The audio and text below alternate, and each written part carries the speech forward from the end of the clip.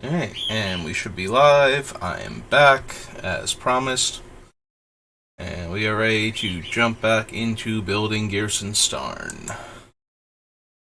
When last we left off... Alright, I cut Horishin, but I didn't actually, bump him off of the list because I had to go... Or I thought I had to go. As it turns out, I continue to not be able to math, and I could have kept going for another hour, roughly.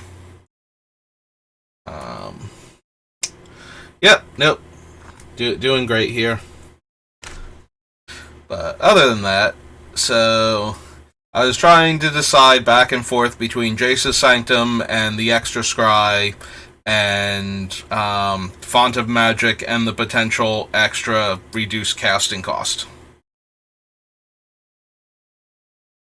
And both of them are very good in our deck, and I don't think we have enough room for all of the cost reductions. The other option is to remove the 3-drop that is the one from Midnight Hunt, where his power, he's automatically a 1-cost reducer, and if it ever flips to night, he gets 2. I don't know, maybe it's him then? Vadric, I think, is his name. That would remove both of our 3-drop creature-based casting cost reducers, which leaves us with the 2 2-drops and the 2 4-drop enchantments that are reducing our casting cost. Maybe it should be Vadric. Maybe it's going to wind up being Vadric and one of those two anyway. So... But I think maybe Vadric can go also. Now, the more I think about it, the more I think maybe Vadric also goes. So if we go ahead and cut Vadric. Yeah, he's a 3-mana 1/2, and your instants and sorcery spells cost 1 less for each point of power he has, and every time day flips to night or night flips to day, he gets a 1/1 counter. We don't have any other way to bolster him in the deck, I don't believe. We cut because we don't want to increase our creature's power and toughness normally, because that would reduce the damage dealt by 1-power creatures in this deck while Ghyrson's in play. So it's not like we were in the market for Balmor or something. So bring it down to 92. So, 32 more cards to cut.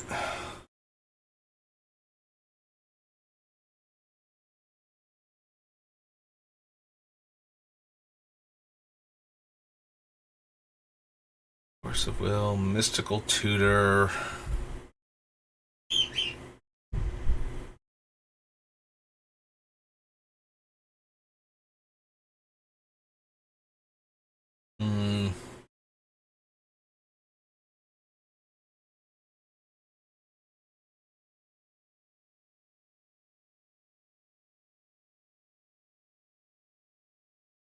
Alright, we're going to scroll back down to the cantrip section, and I'm going to give some serious thought to cutting a few more of the spells down here. I think chief among them is probably Neonate's Rush. It has to target a creature to start with, which is not a huge deal, but none of our other burn spells have to have a creature in play in order to be cast. The rest of them can target players. So... it does deal 1 damage and lets us draw a card, which is something that ideally we would like to have in the deck. But at the same time, it's a 3-mana burn spell.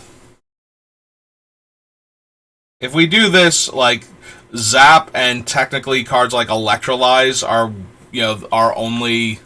Hey, this deals 1 damage and Needle Drop, which costs a single red mana. But does require that we have dealt damage at some point in time during the turn to somebody to get that ball rolling.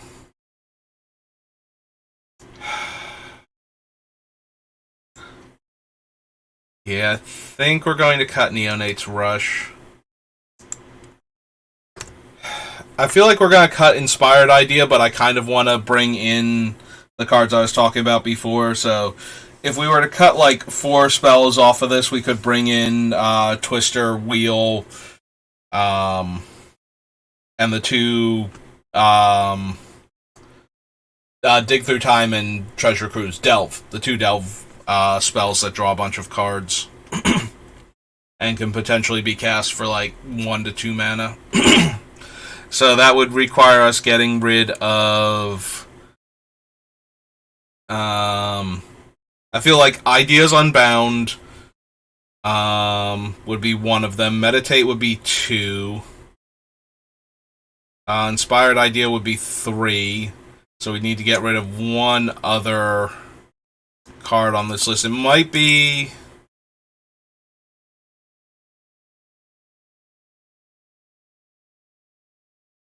All of these are discard 1, draw 2, make 2 treasures. So yeah, I don't think I want to get rid of any of those 3. So it'd be Inspired Idea, Meditate, and Ideas Unbound are the first 3 to go. And then I think we'd want to cut 1 other one, but I think we cut Neonate's Rush just for deck building purposes. We might lose like another 1 or 2 of these draw spells, but let's go Neonate's Rush. Bump that off the list. Yeah, I hate to do it because it works with the deck. Like, that's another card that's very highly likely to still be in the deck at the end when we're doing the Pings Matter version.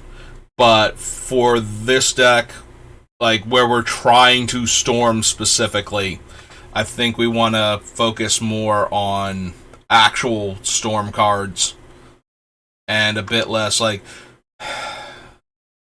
I'm wondering, I suppose we don't cut Thousand Year Storm. Like, we have the 2 main storm cards, but Thousand Year Storm allows most of what we're doing to storm still, without ever drawing either of those 2, so without drawing the Grape Shot or the Empty the Warrens.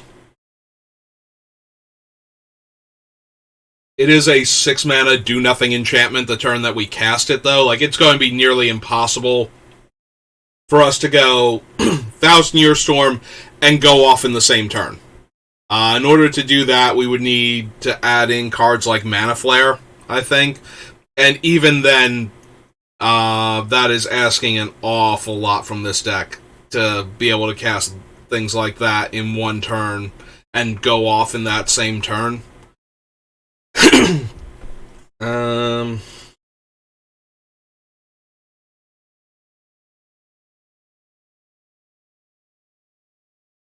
Yeah, it really ups the value of cards like Turnabout and Frantic Search when we have access to cards like that, and maybe there's a world where we still want to add Mana Flare into this deck because of that, but first let's cut down some things.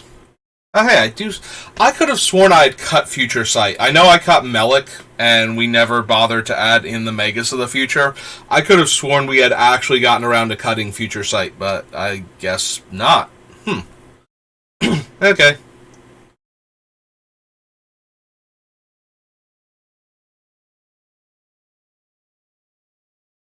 That does make me a little... Like, if we keep Future Sight in, which we might still... I do like Future Sight. It does allow the deck to, keep going off. If you miss by 1 card, basically, you get to keep doing things, and it makes various scries and things like Brainstorm putting the cards back. Like, if we put spells back on top, and we dig through lands like spells we were going to cast anyway, and we dig through lands that are on top of our deck, then we get to cast the spells that we put back, and we got the lands out of the way. Kind of a reverse of what you would normally do, where you grab the spells, put the lands back, and then try and crack like a fetch land or something to shuffle them in. This way we would be putting back spells that we can cast and digging through the lands. That only works if we were going to cast those spells anyway, and casting them is correct, but it is another option. We're keeping Faithless Looting so far. We got rid of light up the stage, though, and the blue Faithless Looting that doesn't have flashback from Odyssey. Yeah, we kind of want to keep Cyclonic Rift as a way to interact with our opponent's things. We don't want to have stone nothing for them.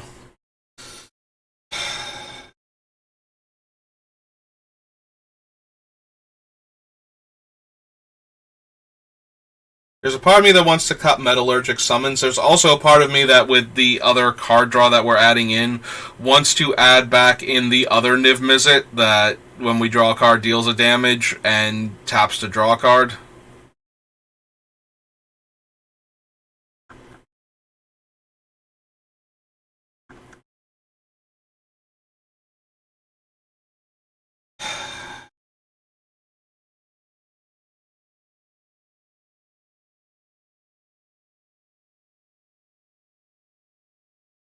We are so very close to having an absurdly good deck. And alright, Of One Mind is still in the deck. That was the other one that I wanted to cut for the other spells. So I'm pretty sure we can functionally cut those, but not, like, we can cut those off of the list, but we want to add the 4 cards to replace them anyway. Also, adding Time Twister and Wheel of Fortune makes our Narset way more powerful. Which, also means that we can't cut her for basically anything.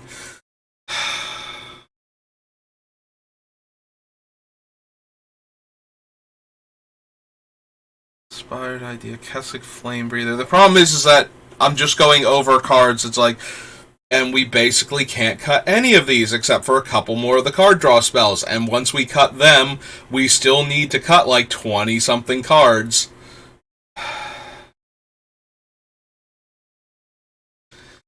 Yeah, unfortunately, it might be Dak Faden then. I like Dak a lot, but he's so just generically powerful in Commander.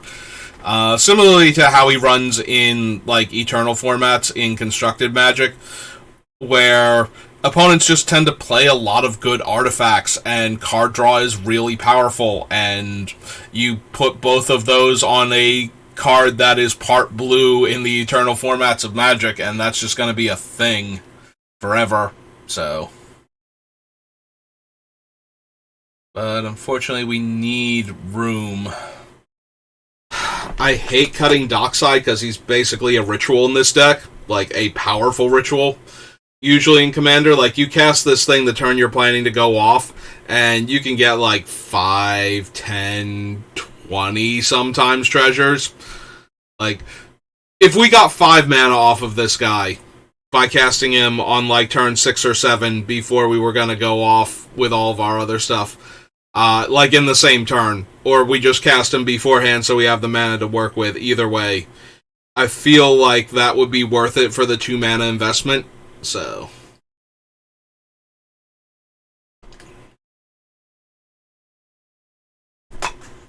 the Flamer is buying back our spells and is dealing the 1 damage. We cut all of the ones that don't passively deal the damage, so that way we don't need to give haste to anybody.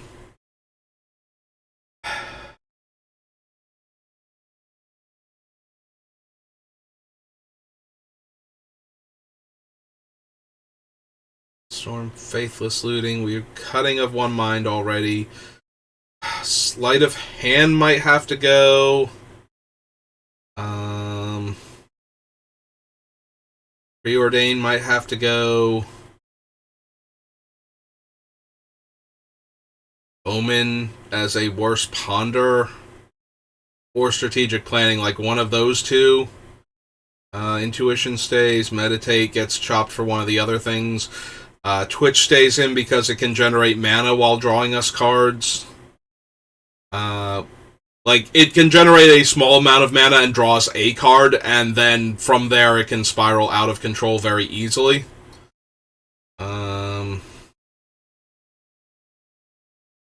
Frantic Search generates mana and draws us cards.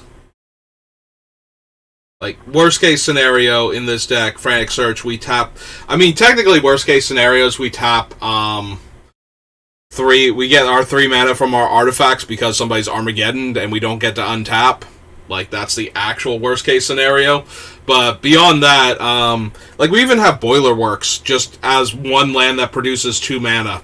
Like, we don't have any other, like, Tolarian Academy type effects, but the one Karu land might be good enough. Like, just that by itself means that Frantic Search actually puts us up a mana from casting it, and that's without any of the cost reduction effects, so...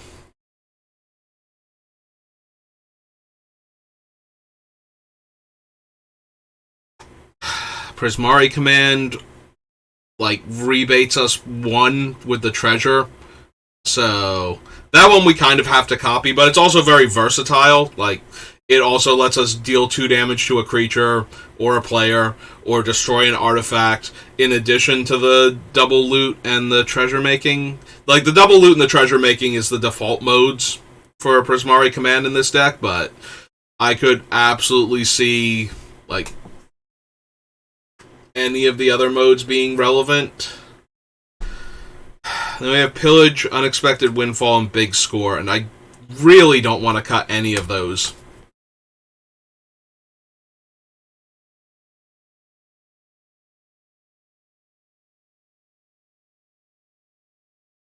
Yeah, not only do they make treasure, and therefore, like, getting the cost down by 2 means that any of them are free.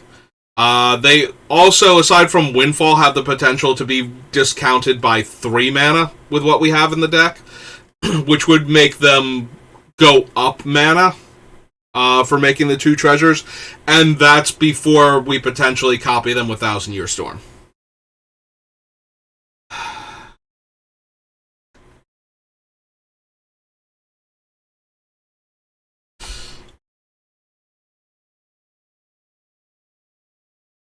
Yeah, so even if we cut a bunch of the card draw spells, which does kind of hurt, but we're leaving in all of the more powerful ones, I feel like.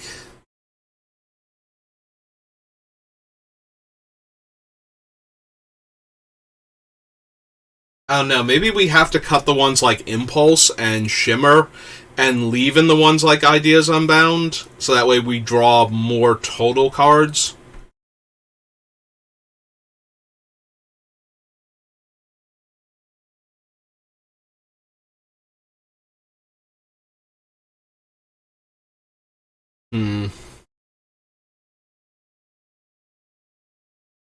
But then that has us cutting, like, then we're not actually cutting anything, really.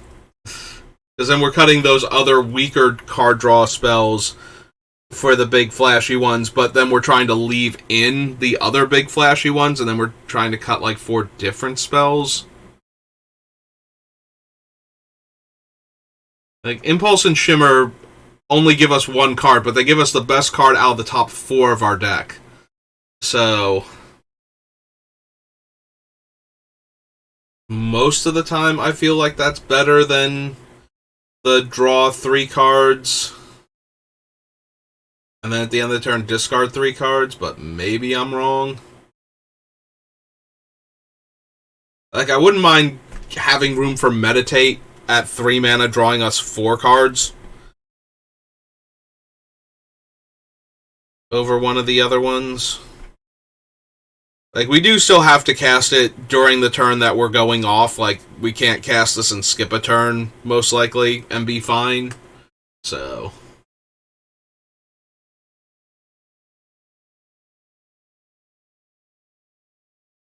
but maybe it's still worth it. Right now I've got 2 cards that are cut, and that brings us down to, like, the low 90s still, and we still need 30 cards.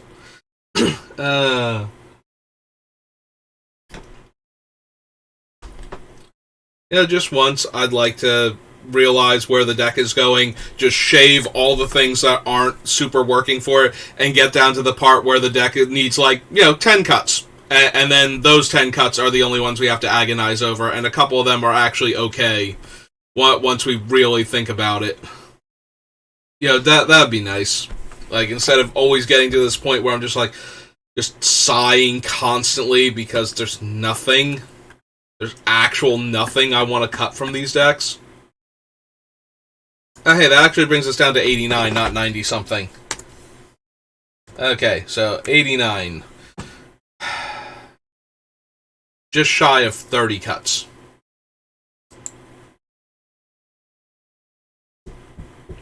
Like, 30 more cards have to come off of this list, which is way better than the 130 I thought we needed, but my god.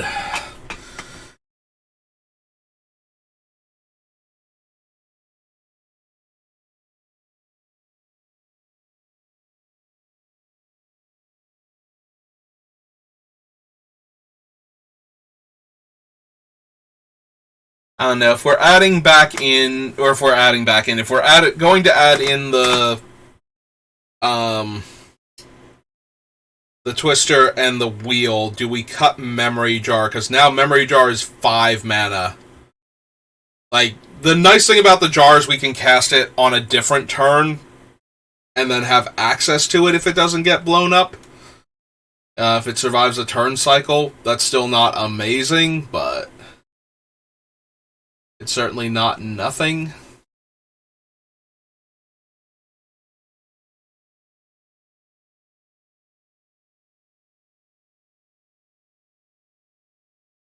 Like, Memory Jar might be the weakest draw 7 that we're putting in the deck, and that's saying an awful lot about the quality of the draw 7s that we're going to be running. But it doesn't untap any lands like Time Spiral does, and it costs 2 more mana than any of the other draw 7s we'd have in the deck at that point. In order to deploy it on the same turn that we're going off. Also, it's not an instant or sorcery, which is a very, very minor caveat, but it is one, because a lot of our spells care about specific, like, our things that trigger and do all of the things that kill the opponents care about instants and sorceries specifically. For the most part, there's only like 1 or 2 of them that can handle non-creature spells as their trigger.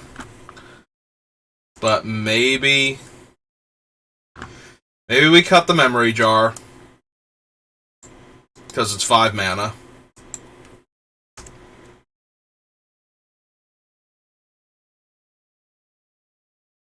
Alright, there's a part of me that wants to go cut the one, like, the group of spells and figure out like what we're cutting and put in the 4 things that I want to bring in.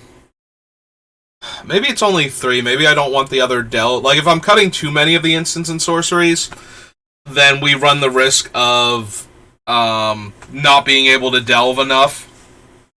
Like, we're running a bunch of fetch lands, which dramatically improves the ability of the deck to delve for, like, a treasure cruise or something. Also, the other downside is that while they are, like, 1 mana and 2 mana the first time, pretty easily, they are probably not 1 mana and 2 mana on subsequent turns. So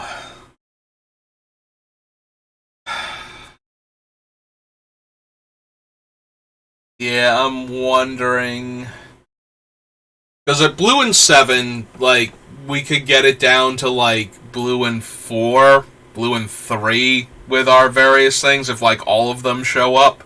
So it's down to, like, 5 mana, draw 3, so it's a gush without the alternate casting cost.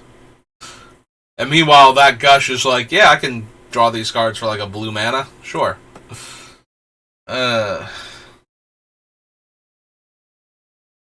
Yeah, that's why it might be worth considering. Like, maybe we're cutting... Maybe we don't cut all of them, but I feel like... Okay, so if we cut the ones that I least like, which would be Inspired Idea, because if we copy it a whole bunch of times and we don't win that turn, we have no cards in hand if we don't have Reliquary Tower specifically out. So, like, it's blue and 2, draw 3 at sorcery speed. But only at the cost of reducing our maximum hand size, so... And while I'm okay with paying that cost, some of the time for the effect, there will be times where I'm not okay with doing it. So Memory Jar is an actual cut. But Wait, didn't we put the thing down to 88 for it? I thought we did. I thought we went down to 88, so... And that was specifically for this one. I think we just forgot... Like, I forgot to clear it off. I'll take responsibility. It's okay, hypothetical lurkers in chat and whatnot. And people watching this on YouTube, which, you know, they do get a couple views, so... That's not entirely unreasonable to think that you're watching this going, I didn't forget, you forgot. Alright, so... Now I'm blanking on the name. Inspired Idea. Okay. We found it, though.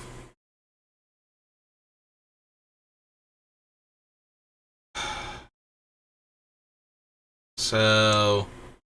If we want to add... Spire or Twister and Wheel into the deck, we have to cut 2 of these at least. And I think Inspired Idea is the worst one, and I'm thinking Ideas Unbound. You draw 3, and then if you don't win... I mean, it's a draw 3 for 2 mana. It is 2 blue mana, so we can't circumvent that casting cost and make it any more palatable. But once it's down to, like, 2 mana for 3 cards... The problem is that the other option is, like, 3 mana for 4 cards. And I kind of don't want to cut that one either right now. But yeah, at the end of the turn, you have to discard 3 cards, so if we don't go off and we have, like, a couple spells that are good left in our hands, yes, our hands, we have multiples now. Even though we cut the memory jar, we're still going to have multiple hands at any given point in time.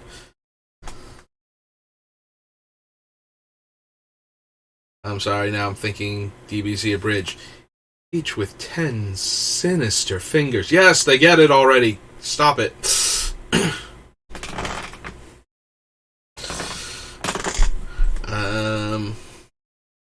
Yep, derailed my train of thought. So, Ideas Unbound.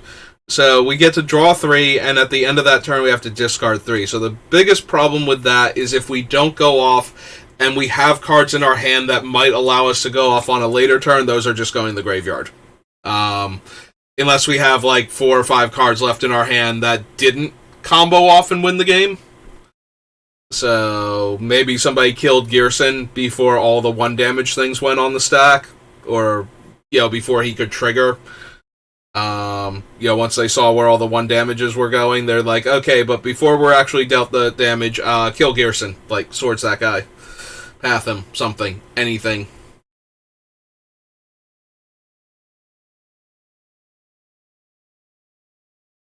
Which, again, was why I kind of wanted, like, the Barracuda and the Teferi, but we just do not have room for things. So, take the Inspired Idea, but what one do I want for, like, if this one is Time Twister, which one is Wheel of Fortune? Which of you cards is about to become a Wheel of Fortune?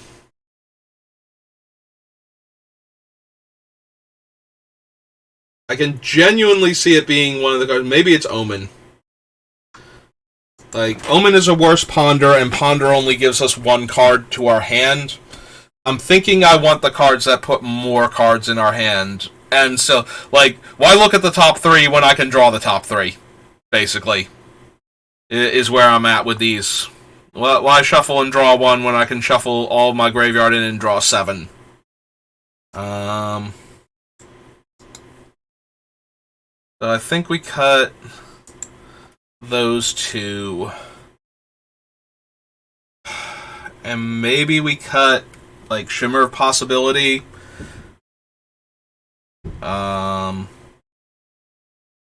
For Treasure Cruise. Because we can get Treasure Cruise down to 1 mana, and 1 mana draw 3.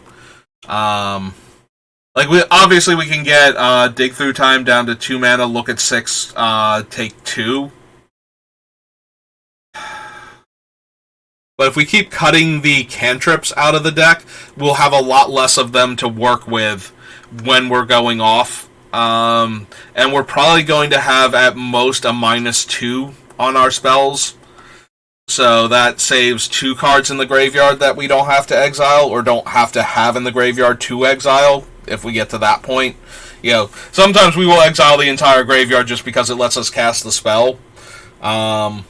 But that means that if we get the other one, then we have no graveyard anymore. Whereas if we're leaving 2 cards in that time, maybe one of the other cards winds up in the graveyard or puts more into the graveyard, then we keep going from there. The other problem is that if we exile all of the cantrips, that really hurts Snapcaster and, more importantly, Past in Flames. So I'm not sure I want to cut both of them and add in 2 Delve cards that are eating through our graveyard, when the graveyard itself can be a resource of like 4 or 5 spells.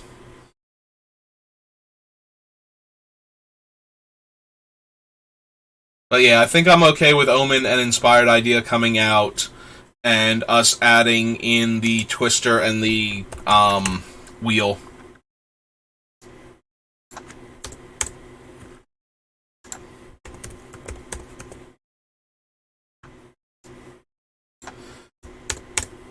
So that way I can stop thinking of the cards in terms of, these cards are coming out for those 2 cards.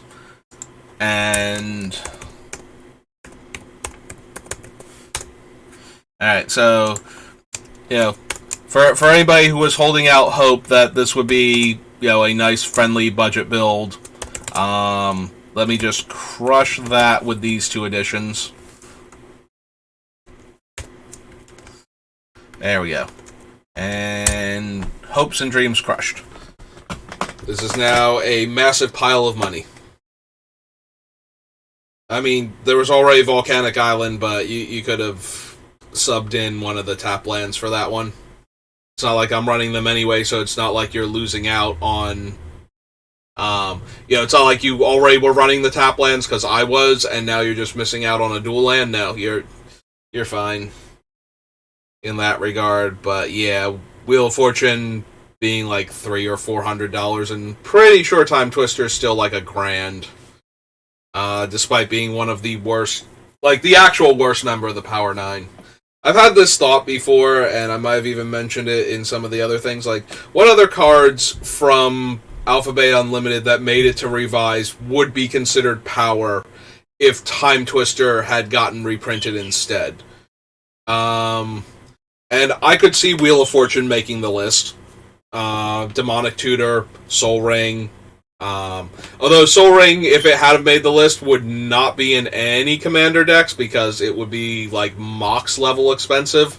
Also, I wouldn't have a foil promo one with the original artwork that can like sear your retinas if the light catches it just right. I'm always amused by that one.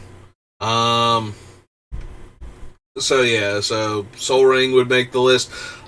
Balance probably could have made the list. What else?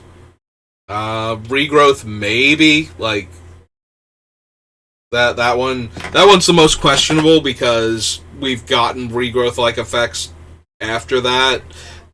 But Regrowth was considered very powerful at the time and was restricted. But they did still print other cards.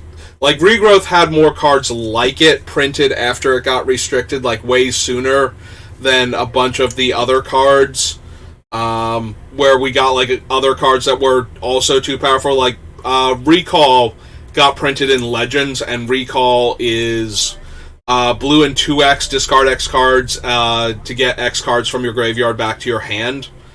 So, like, Regrowth, despite being restricted, also had like one of the first cards that's just like, yeah, no, this is basically just another version of me in a different color with a similar effect. So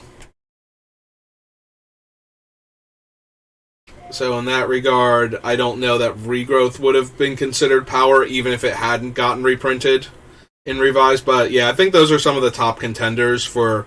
These are all rares that have like ridiculously high power levels in the older formats and back when the game was new.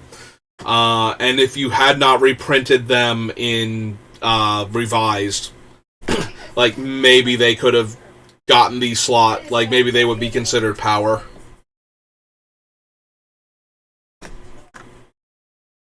But yeah, we will add Time Twister and we will add Wheel of Fortune and lose Omen and Inspired Idea. and just get some better draws. If you want to build this deck and you obviously don't have access to these insanely expensive cards, by all means go back and add those much cheaper cards in. Or one of the other cantrips that I wind up cutting. Or feel free to add in not Brainstorm. If I don't add in Treasure Cruise and or Dig Through Time, Treasure Cruise, Dig Through Time, both valid options. In case anybody is wondering, the newer one from like the Innistrad sets, I'm blanking super on the name. 2 blue and 2, and then it flashes back for 7. The biggest reason not to run that one is its ability is based on the amount of mana spent. So copies have no mana spent on them. So if you ever copy that spell, you get nothing. You don't get to look at anything. Nothing goes anywhere, and the spell resolves, but does actual nothing. So that one is not even kind of in consideration for the deck, because it won't work with a bunch of the cards that we have in here, especially Thousand Year Storm. Like, if we cast it at the top end, we get one copy of it, and that functions, and then we get a whole bunch of copies that do nothing. So, it's not Mind's Desire, it's Memory's Journey. No, I think that Memory's Journey is the one from original Innistrad that was part of the self-mill never run out of cards deck. Memory Deluge. That should be it. Memory Deluge. Yeah, Memory Deluge does not make it into the deck, and that is why. So if you're looking for replacements for the insanely expensive spells, like money-wise, that I'm adding to this deck, keep that in mind, that Memory Deluge does not interact with Thousand Year Storm and any of the other things that would care about copying spells that might make it into your version of the deck. Because you don't. I've actually seen players on Arena, like, they cast the Galvanic iteration or whatever, and then they cast Memory Deluge, and then there's that pause when they don't get any cards from the first Memory Deluge. Because they don't get, the copy was never cast, no mana was spent on it, so it winds up being no effect for one of them. The one that they actually cast does go off. I forget what card let you play a spell for free, though, under certain circumstances. I had somebody cast Memory Deluge as, like, their free spell off of it, and that was another long, awkward pause for the exact same reason. Yeah. That one actually cares how much mana was spent on it, so it gets stronger the more mana is spent on it. But obviously you have to have the mana available to cast it. But cost increases that aren't things like Nether Void, where it's like, Nether Void's going to try and counter the spell unless you pay 3, or like a Mana Leak or something. Like, those don't increase the casting cost, but something like Thalia, Guardian of Thraben, if you cast Memory Deluge with her in play and you pay the extra mana, you actually get to see an extra card. So that's kind of neat. Because the spell actually cares how much mana was spent to cast it, not, what its casting cost was. Hey, so fun little aside, and kind of relevant if you're trying to build this deck with a more budget-friendly build. That particular card, despite letting you look at a whole lot of cards and putting a bunch of cards into your hand, actually terrible for the deck in some regards. I mean, you can still run it, just keep in mind that it will not add to your... the original will add to your storm count, and you will still get the cards from that, but you won't get any of the copies from Thousand Year Storm, and if you reduce the casting cost, you actually look at less cards. Like, if you cast it for double blue, you just draw the top 2 cards of your deck. Like, if you have, Goblin Electromancer and Baral out, and you cast it for 2 blue, you only get to look at 2 cards.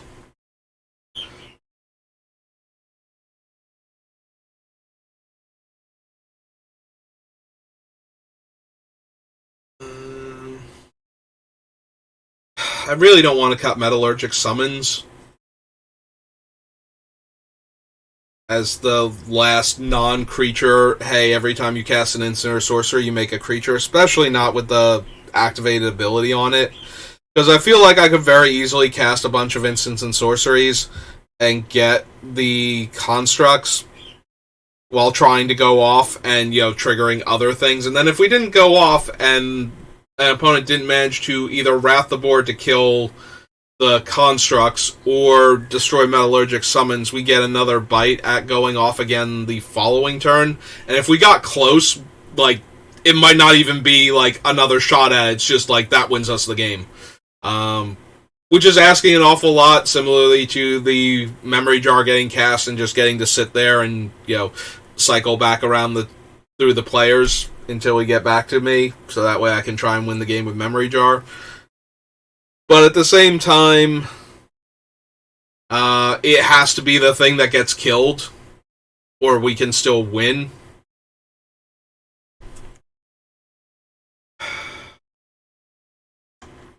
The problem is that there are a bunch of cards like this, and we need to cut some of them.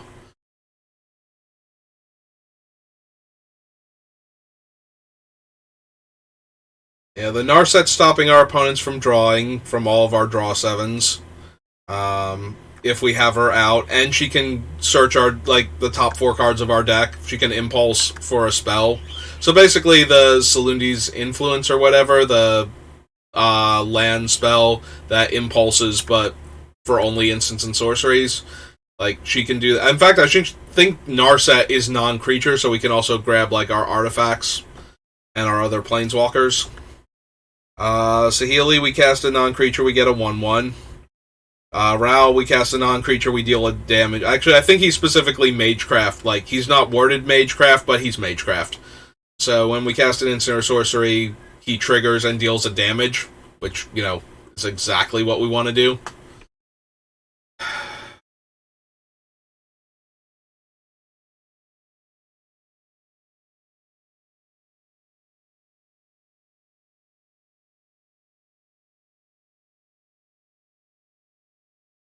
Again, the easiest thing to do might be to cut the ones that make creatures, but then we're super reliant on having enough of the cast a spell, deal a damage ones.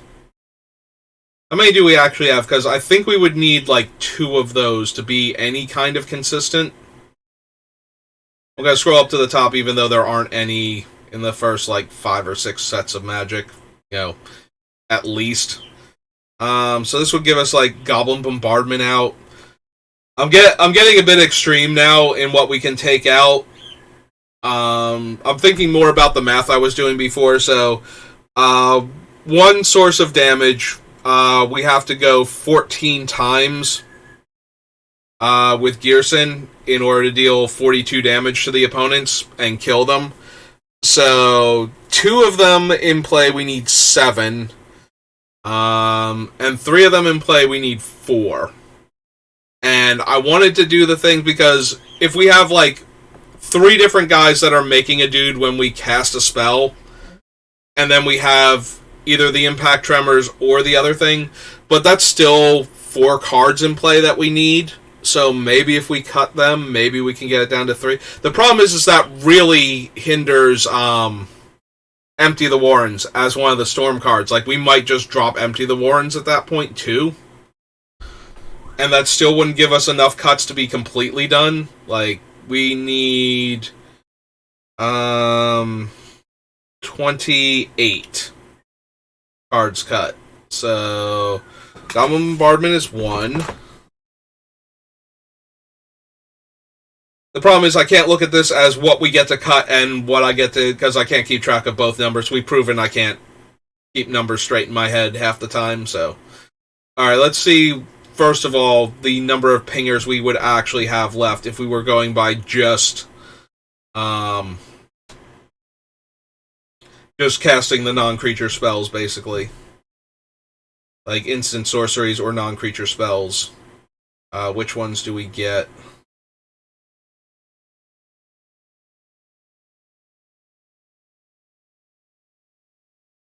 So far, nothing. Steam Probe, Past in Flames, Faithless Looting, Electromancer, no. Impact Tremors, no. Summon, Sprawl. Alright, so Firebrand Archer is 1. Electrostatic Field is 2. Niv Mizzet is 3.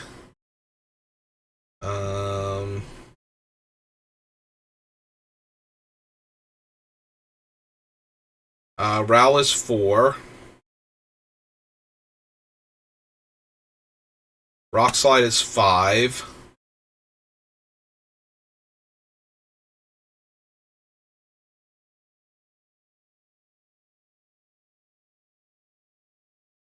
Flame Breather is 6.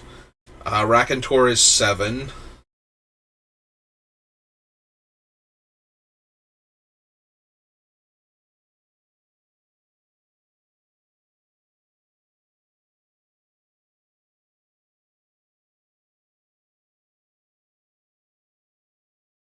This one, right?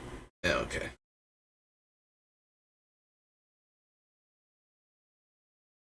Flamer is 8. Pink Horror is kind of 9. Like, it's either not quite 9 or becomes 9 and 10 at the same time. If we can. Like, we're going to lose the Goblin Bombardment, so we won't have an easy way to kill this thing anymore. But that leaves us with only 9. And we need 3 of them. So we need a third of our guys if we want to cut down to the non-creature ones. And that would remove... I think Tempest is the first thing we would lose. We would lose Goblin Bombardment. Gosh, Zap. Like, we might need to put back in the 2 that tap the Gelectrode and Thermo Alchemist at that point. So let's see how many cuts we would get.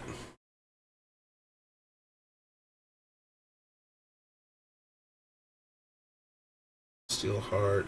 We would lose Empty the Warrens because it would no longer be lethal by itself. We would have to get a turn cycle through before we could kill our opponents. Faithless Looting, Cyclonic Rift, Electromancer, Impact Tremors, so that's 3. Metallurgic is 4.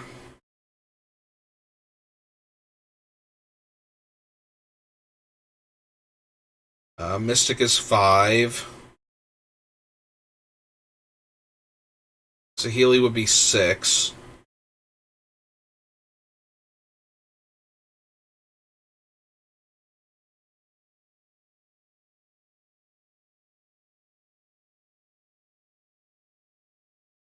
Anaform would be 7.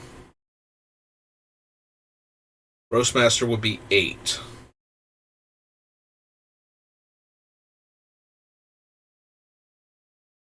Young Pyromancer would be 9.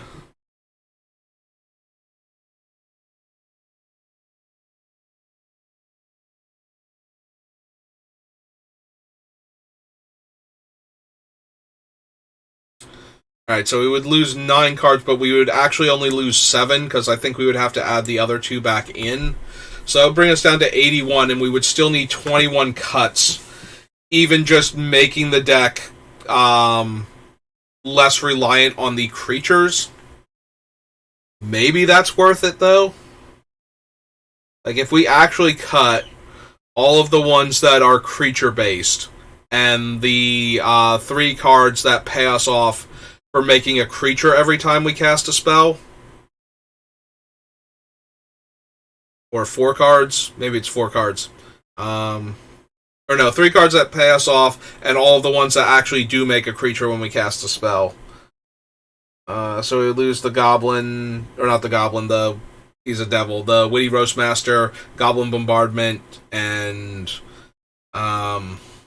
Impact Tremors. And then we would lose the other things. So that'll bring us down to 81.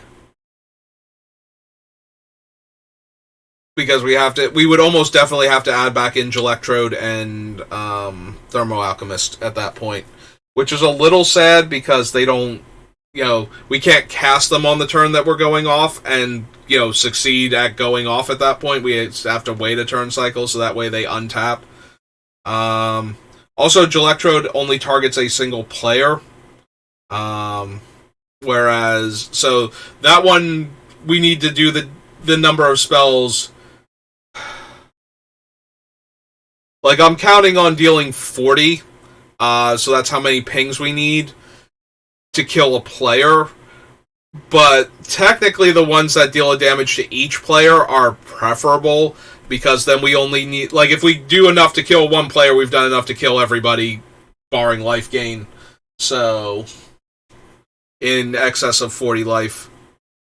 So in that regard, we get,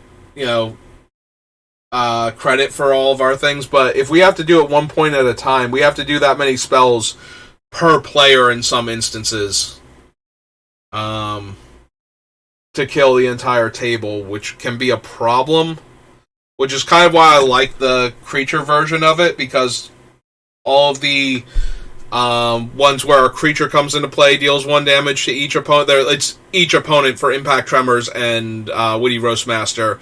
Goblin Bombardment is only whoever we sacrifice it to deal the damage to, but it lets us sacrifice the creatures to deal damage, so... We need to make cuts. I'm just not 100% thrilled. Like, the Thermo Alchemist is deal 1 damage to each opponent, so... that still works. But we would still need to come up with 20-ish cuts after that. So what else would we be cutting then if we got rid of those cards? What does the deck look like, and what does it... is there anything else it doesn't need if we get rid of these cards? Maybe we lose Intuition now? Our main thing to get is Past in Flames with Intuition. And then, like, 2 other cards, because we don't care. Possibly to send to the graveyard so that we can flash them back with Past in Flames. But maybe we don't need that. Because we can't get anything else that combos, really, with Intuition if we can't get... like, if we draw Past in Flames, the best we can do is go grab, like, 3 cantrips and get the worst one out of the 3 with the idea that we have Past in Flames already. We're going to cast it, and we're going to go off anyway, so we might as well load up the graveyard with stuff.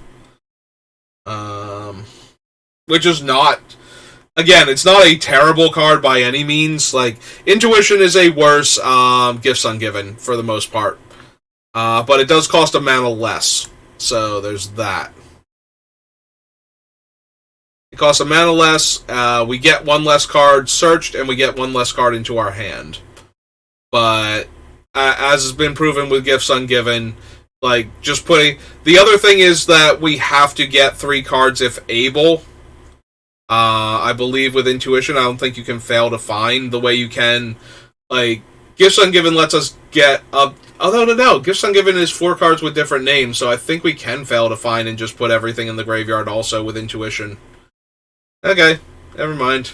I'm thinking that maybe it doesn't have the same utility.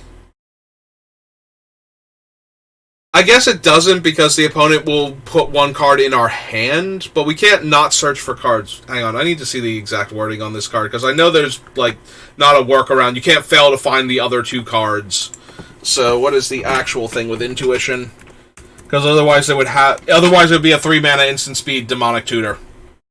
And that's not what it is, so... for 3 cards and reveal them, an opponent chooses 1. Oh, right! Intuition doesn't care about different names. I'm thinking it is Gifts Ungiven. Yeah, you can just get 3 of the same card. It doesn't have to be different names. It's different names because we're playing Commander. But we can search for, like, 3 islands if we want to, or 3 mountains if we really wanted a land. But yeah. Okay, so somehow I got it into my head that they had to have different names, but yeah. So yeah, you just get 3 cards out of your deck and the opponent puts 1 in your hand. So... I don't know why I'm deleting cards. We search for 3 cards. and the opponent chooses one. It's the different part that I borrowed from Gifts Ungiven, because my brain is just like, you know what? This is a variation on Gifts Ungiven. They have to be different names. It's like, no, that was the problem with Intuition. You could search for 3 copies of the same card, and they had to give you, one of those cards. Because that's how it's worded. And then Gifts Ungiven was the fixed version of that, where they had to have different names, so you couldn't just tutor the same card. We are playing Commander, and we're not running, any of the cards that, like, no Persistent Petitioners or whatever the Dragon one was. So we can't ever get spells with the same name. Ugh, excuse me. But we can get 3 islands or 3 mountains if we really super wanted another one. And we were willing to spend 3 mana to not even rampant growth, land grant, kind of. Not even sure at this point. Like, land grant had to get a forest because it could be free. But yeah, searching our deck for a land and putting it into our hand.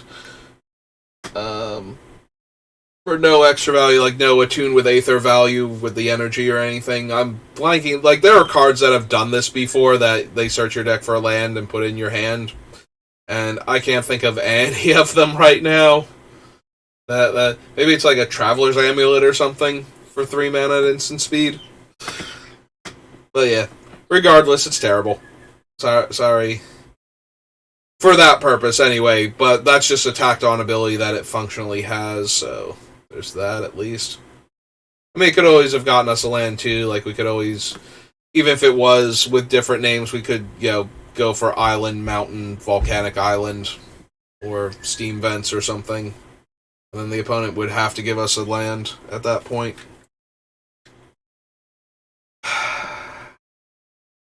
Alright. Is there anything else we can lose from the deck if we lost all of the Creatures Matter stuff that I'm not thinking about right now?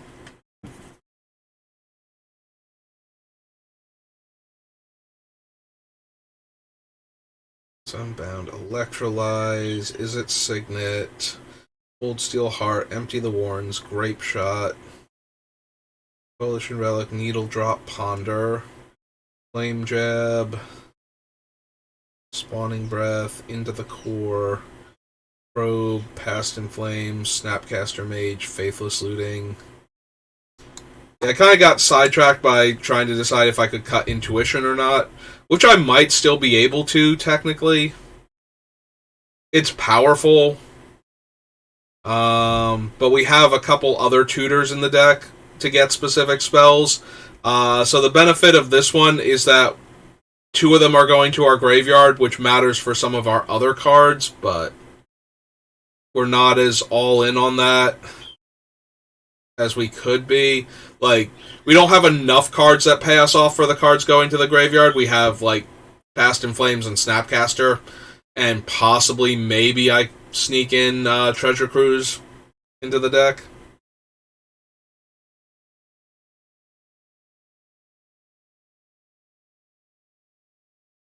Either way, we still have 28 cuts to make, so this is not going to be easy.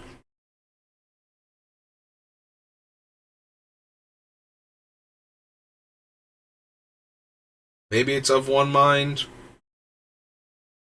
Like, we jump through the hoops, we spend 1 mana and draw 2 cards, and that's good. But it's only 1 more card than a lot of our other 1 mana cards, and 1 less card than some of them. Now, granted, we have to put cards back with, Brainstorm, or we don't get to keep all of them, like with Ponder, but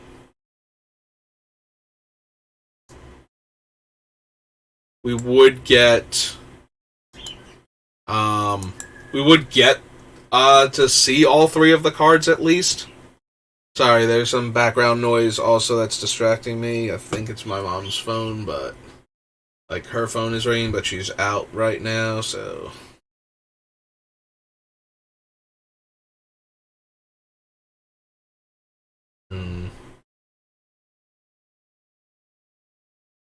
I don't want to cut too many of the cantrips because then we don't actually have enough spells to storm off with, is the issue. But if I don't cut some of them, like a couple more of them, they are most of the deck. Which brings me back to the other half of the deck that is every time I cast one of them, I get a creature. If we cut the creatures, like maybe we do cut the creatures and the creature matters ones. Maybe that's just correct.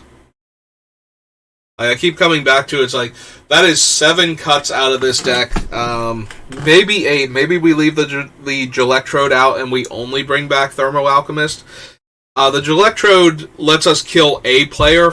Like is another creature that lets us kill a player pretty quickly, but the Thermo Alchemist actually kills all of the opponents if we're popping off with it. So maybe we just have to do that then.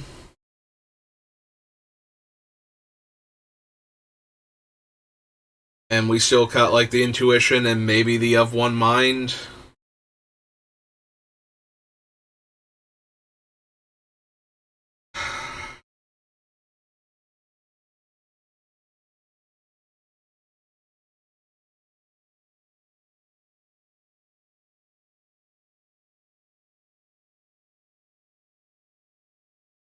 If I just keep staring at the Of One Mind on the list, maybe the correct answer will come to me.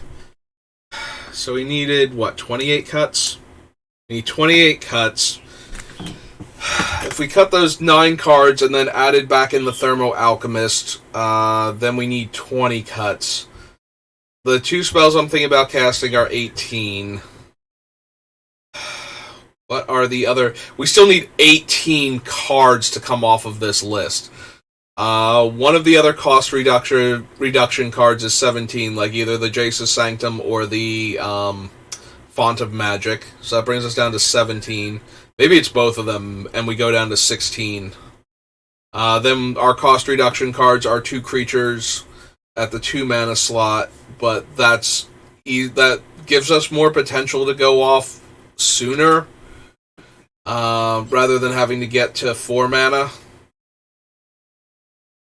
I mean, granted, we'll probably have to get to 4 mana anyway, because I don't think we're going off on exactly 4 mana, but...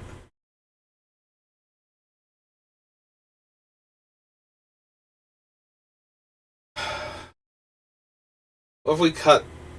So I didn't want to cut the mana rocks because of the Twitch, right? Because the Twitch is drawing us a card and untapping things, so if it's untapping things that make multiple mana, then that's super helpful.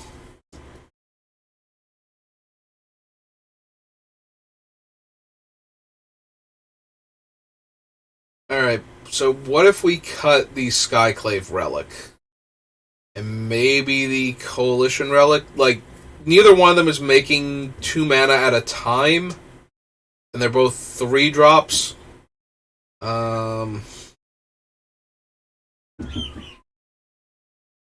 in theory, we could cast things like Arcane Signet and Izzet Signet on the turns that we go off, and we only go down a mana for casting them. We pay 2 for Arcane, it taps for 1. We pay 2 for Izzet Signet, and we pay 1 to activate it, and it adds 2. So we would only be going down 1 mana to be adding to the storm count for Grape Shot specifically, and the non-creature ones for like the Firebrand.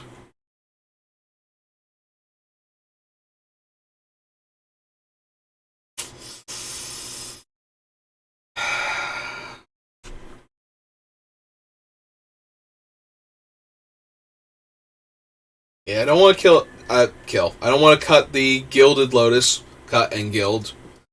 Where I got killed. I don't want to cut the Gilded Lotus. I don't want to cut the Firemine Vessel or the Scepter. But maybe if we cut the Coalition Relic and the Skyclave Relic, since they are putting us down 2 mana when we cast them. So is Cold Steel Heart, but it comes down sooner, so it can come down on like one of the other turns before we start trying to do everything. Whereas we might have to take an extra turn to get one of those 2 down. and a couple extra turns. Like, if we spend 5 mana on Gilded Lotus, it taps for 3. So we're down 2 mana from casting it on the turn that we cast it. But if we do that for the Skyclave Relic, so the copies come into play tapped. So we would be spending 6 mana, and we would only be gaining access to 1 mana that turn, and the 3 total mana on subsequent turns. I didn't want to cut these before because we didn't have that many, but as we make the deck tighter and tighter, maybe we don't need them as much as I initially thought we did. So if we cut the Coalition Relic and the Skyclave Relic, that's 2 more cuts.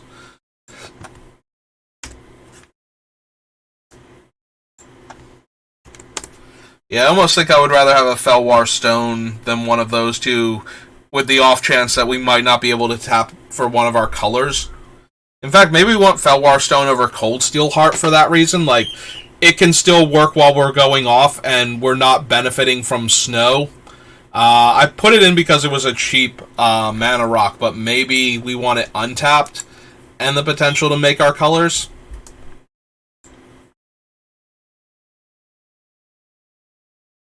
Alright, so we cut those 3, but we don't cut all 3 of them from the thing, and I did the weird way too. So we go Cold Steel Heart. We cut that. Then it was Skyclave Relic.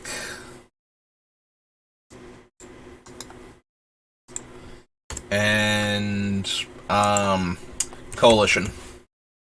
I guess I could have just put in Relic at this point and gotten all 3 of them. Or gotten the 2 of them that I needed. So we cut those. Then we go to the Dark and we put in... Oops.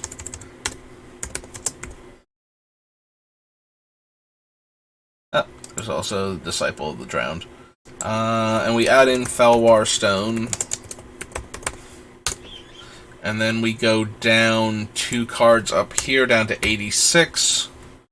Clear all.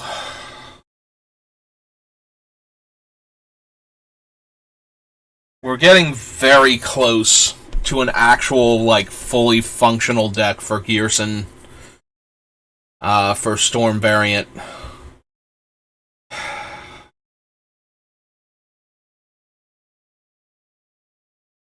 That can potentially do the things that I need him to be able to do. Yeah, I'm starting to think we might actually cut all the creature stuff. Like, that seems to be the thing that's where he's currently stuck. Is all of the things that care about creatures coming into play, leaving play. Like, we cut the leaving play ones, but we have all these things that put creatures into play when we cast instants and sorceries, and then payoff cards for creatures coming into play, and of course the Goblin Empty the Warrens. If we cut those 3 cards out, or those 3 types of cards out, though, then... And then we add in the Thermo Alchemist, so we're cutting... I think it was 9 cards that way, by adding the Thermo Alchemist back in. It was like 10 cards, but we add 1 more back in, just as another way to deal the damage.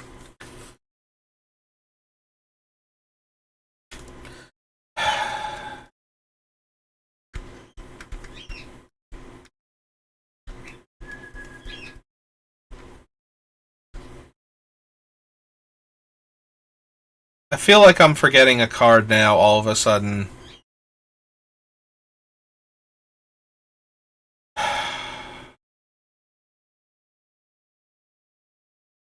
Maybe it's an... No, it's not an alchemy card. Hang on.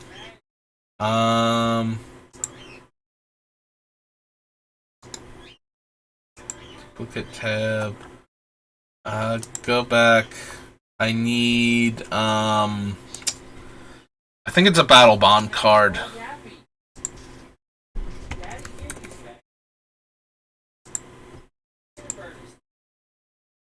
It's an artifact. It's a very Storm type artifact. I need to see the wording on it. I think either was in contention or wasn't quite good enough, but now that we're cutting all of these other things, I want to see it again. Just to be sure. But I can't remember the name of it. I did this, but I should have gone card type artifact real quick. Yeah, sorry. Too focused on the what and not on the how best to do it. Like, this should be a lot faster. Mycosynth. That should be it. Sentinel Tower. Whenever an instant or sorcery spell is cast during your turn, deals 1 damage to any target equal to 1 plus the number. Okay, so the biggest problem with it is that it's not dealing a damage each time I cast it. It's dealing a first it deals 1, then it deals 2, then it deals 3, then it deals 4. And it does have to be an instant or sorcery cast. It can't just be, like the copies don't matter for it.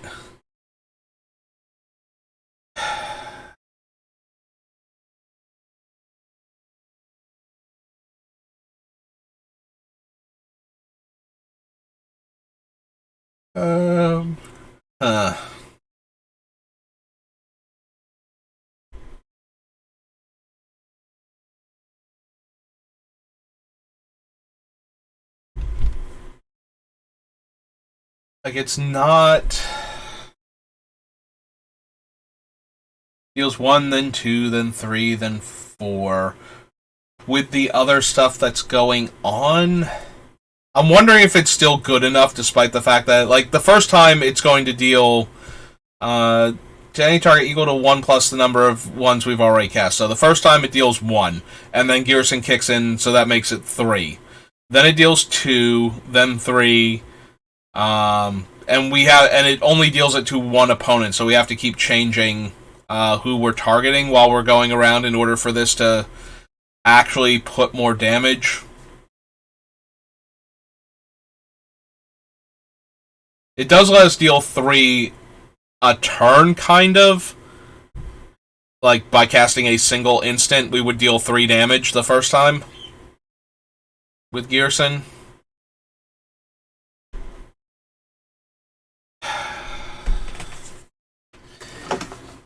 It's not the best, but with what we're losing, I'm wondering if it makes the deck any better.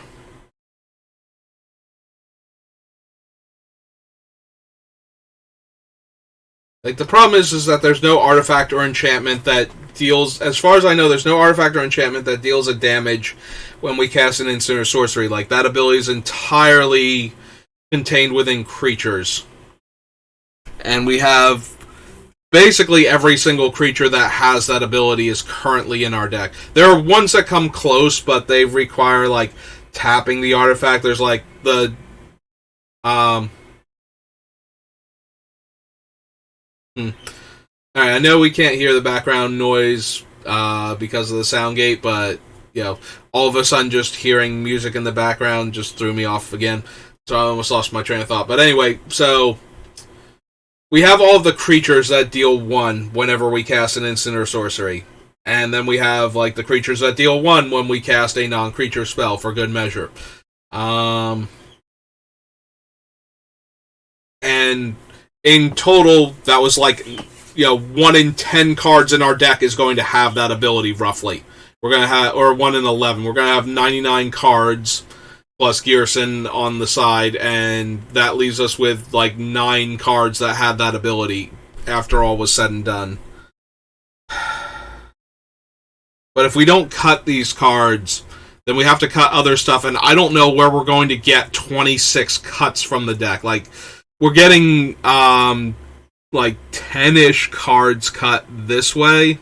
The problem is that we're losing some of the things that make it easier to win the game when we have them. So, we do get the other Niv back in, if I want to, instead, because of all the Time Twister effects. Like, we cast a Time Twister, we draw 7 cards, that's 7 instances of... Because cards are always drawn one at a time, which means anything that triggers when you draw a card is one at a time. It's not like we don't draw 7, deal 7 damage to opponent. We draw 7 and get 7 instances of deal 1 damage from like Niv Mizzet. So that would allow us to deal like 21 damage there off of a wheel effect with Ghyrson, which is, half of one player's life total.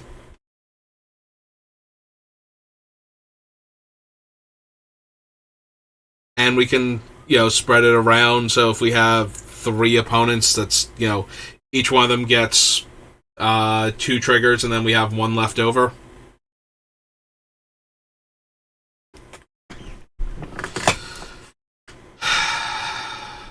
But we're still losing a ton of cards off of this lit.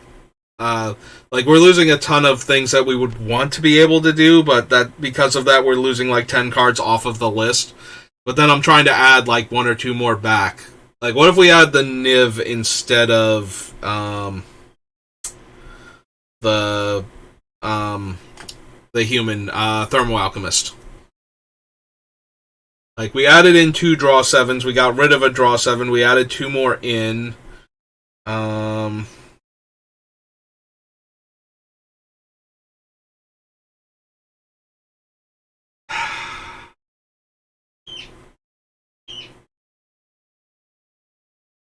Yeah, I don't know that Sentinel Tower is actually...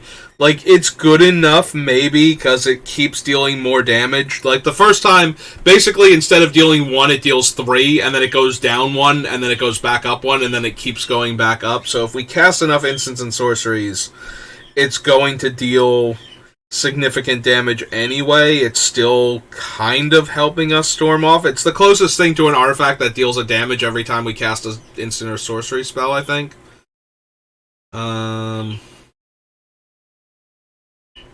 Because I think the only other ones that are like... There's like 2 other cards that might be like that.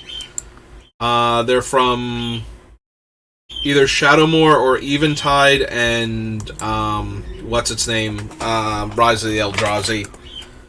So hang on, I want to check both of them, because they're usually like kind of terrible in what they do. Oh, sorry, I got rid of the artifact instead of the set.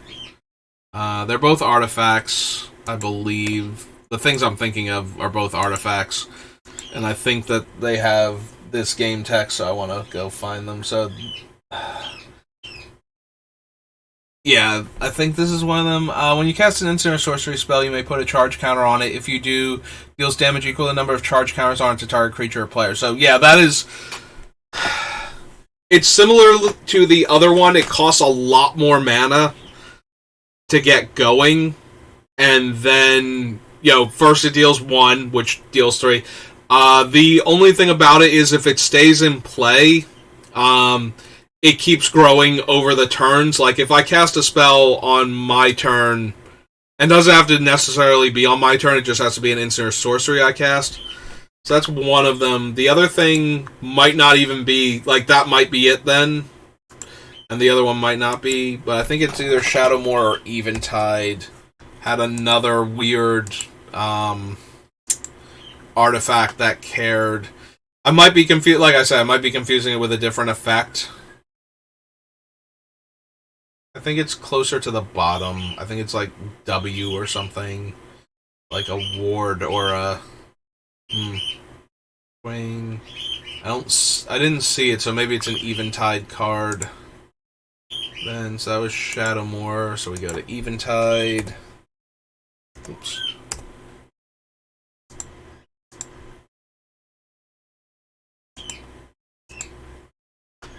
It might be a different thing, though. It might be...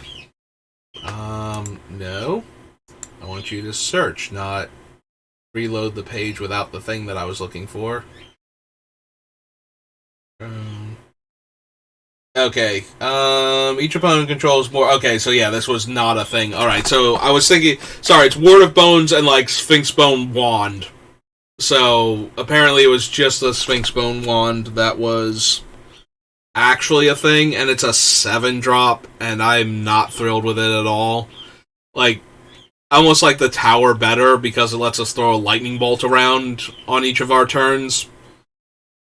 Than the wand that throws a lightning bolt once and then we have to get it back up. Like, eventually it will get back to the point where it's just dealing a lightning bolt and then a lightning blast, but it's 7 mana. Like, it's so bad. It does fit the theme of the deck, but it is so bad.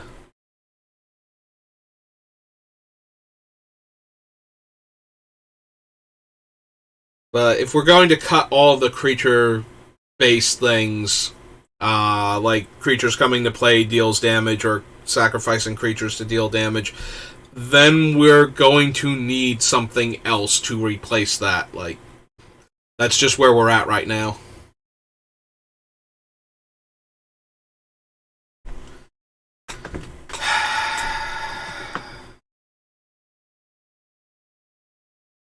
Oh, Mr. Starn, you're a very, very good card, but you are making me think way harder than I thought I was going to have to figure out your deck. We had the Fellwar Stone. Like, if we actually cut all of the Creature Matters ones, like, we just go through and we get rid of all of them, then we add in the Niv that cares when we draw a card, like the other Niv that cares when we draw a card. Right, I'm not misremembering Niv. We get rid of this and this. Actually, we can just go back and go Niv Mizzet. So, Niv hyphen. That should bring him up. So, the original one is the Fire Mine. Is whenever you draw a card, deals 1 damage to any target and tap to draw a card. So, yeah.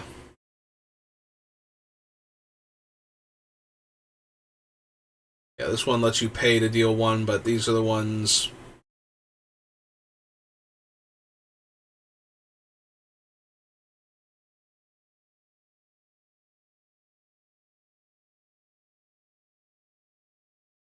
If we put the Fire Mine back in and we start getting rid of the other stuff, we lose still only like 8 or 9 cards. I forget now. I think it was 9 cards, and we were going to originally have it be 7. But if we only put in one other card, then we get 8 cards off of the list.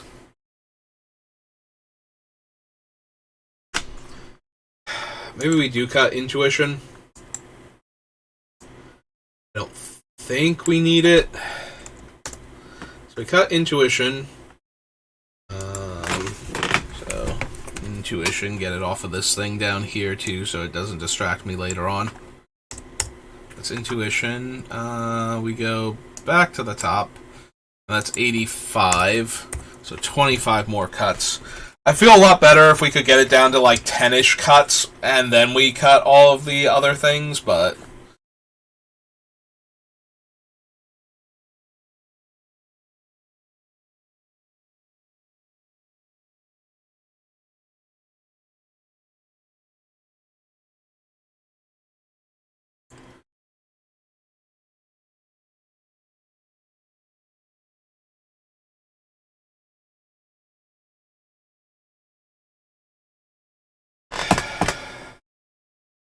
got ideas bubbling around in my head now. So one of the things that popped in, because why be coy about this? Is that if we're actually storming, we need mana, and I was thinking, what if we cut the more expensive mana rocks for rituals? Does that do anything? Because then the rituals are instants and sorceries, and we're getting more storm count from them.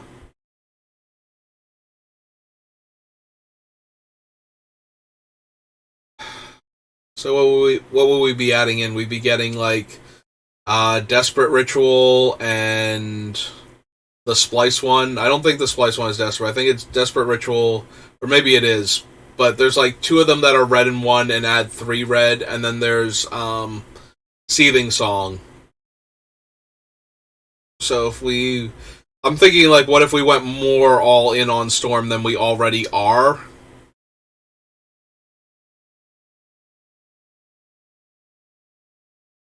like to try and go off faster with it and to cast more spells. Because most of our things go off when we cast instants and sorceries specifically, not non-creature spells. There is the one, like the Firebrand, and that's okay. Like, that's fine to have her in the deck, but what if, instead of that, we focus more on just absolutely going off with the Storm aspect of the deck?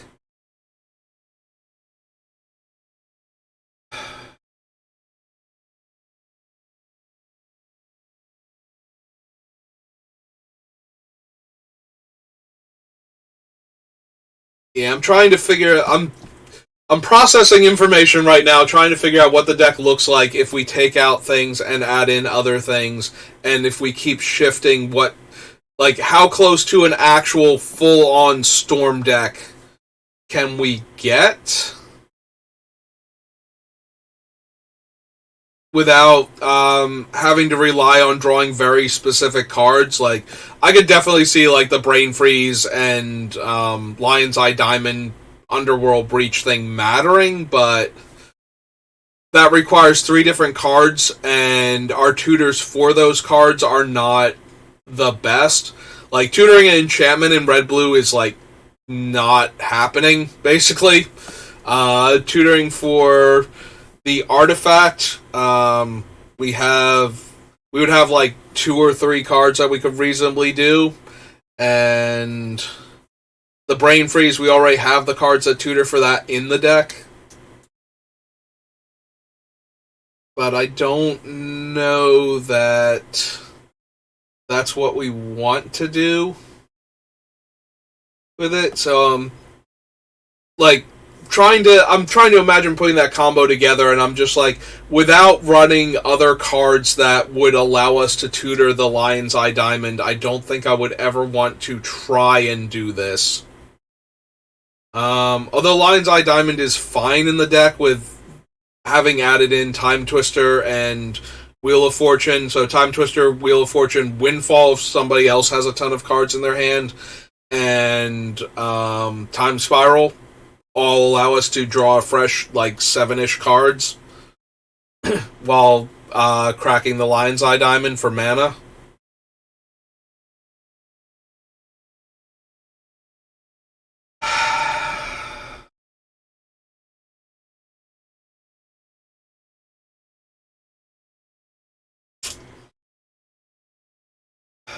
Maybe we do cut Future Sight. Like, also, I'm wondering, like, how crazy all in can we be? Can we cut, like, most of the utility cards that aren't also cantrips that are letting us win? Like, what if I cut Into the Core and Shattering Pulse? Like, normally the default is you have to be able to deal with opponents' things. Because there will be cards that would stop us from being able to Storm. You know, there are actually cards that just completely shut down Storm. Like Dampening Sphere. Or like a Thalia or something, where it would just be abjectly miserable to try and Storm off with one of those in play, if not impossible.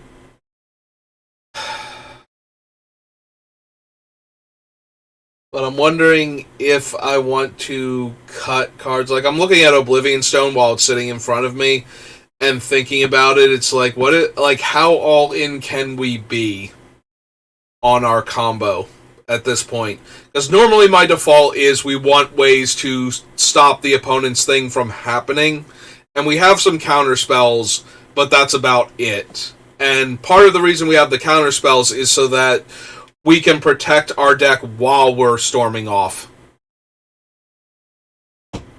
Like, I almost wonder if we want the Pact of Negation. Possibly even more so than... did we cut the other free one? Like, we have Fierce Guardianship. Right, we're not running... what's its name, are we? Force of Negation. Because it only works on the opponent's turns, right? Like, Force of Negation is no longer on our list. Force of Will, and that is the only force. Okay. We go back. Oh, apparently we were back up here. That's where I last clicked on the thing, not down here, and, like...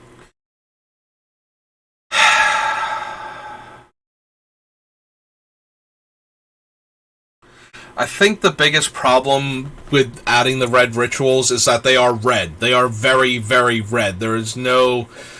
We can't access Manamorphose because it's green, so... And that would be one of the better things that we would have access to as a spell to filter our mana. Which would be super helpful. Like, normally, if you've ever seen, like, a Storm deck go off, if it's like red-blue, like Vintage Cube or something, you will see Manamorphose because you can cast it in your red deck for the red mana and add blue mana to cast more card-drawing spells, which are mostly blue. We don't have that option because of the green half of the hybrid mana in Manamorphose, which, you know, so we can only ever get red mana. Like, red does not filter very well, if at all.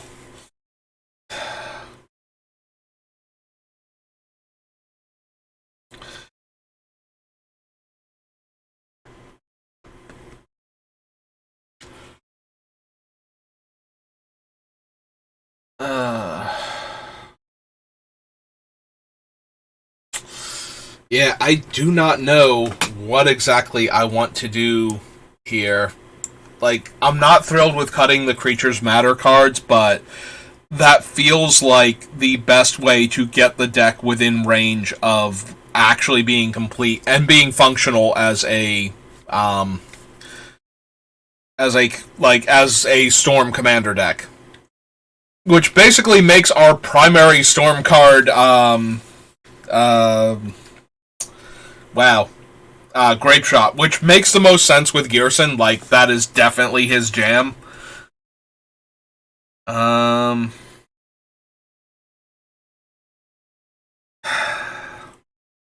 Okay, so what if we did actually do that? What if we were all in on Storming Off with Ghyrson? So we remove the Creatures Matter cards. So the first one is Goblin Bombardment. So here, real quick, let's save before I start doing this. But yeah, let's go. We cut Goblin Bombardment. So that's one. Search, Gush, Zap. Fire and Ice. I don't want to cut Future Sight yet, but we might be cutting Future Sight, among other things. Like, we're going to have to cut other stuff, obviously, so... Electrolyze, is it Signet, Empty... So we lose Empty the Warrens, which is one of the weirdest things to have to cut from the deck, given what it's trying to do and how it works, but we cut those two.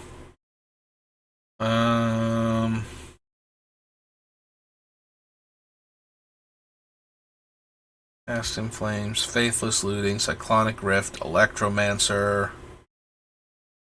We lose Impact Tremors. That one's gone. Metallic Summons. That's 4. Field. We lose Murmuring Mystic. It's 5.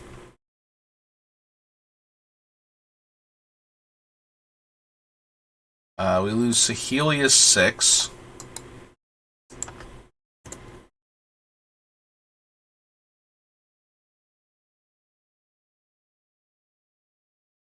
Sorcerer, Valakut Awakening.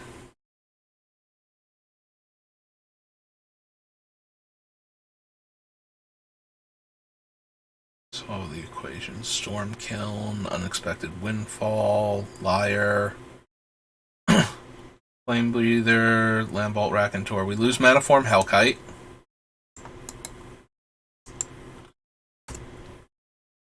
We lose the Witty Roastmaster. So that's 8. Was there a 9th one?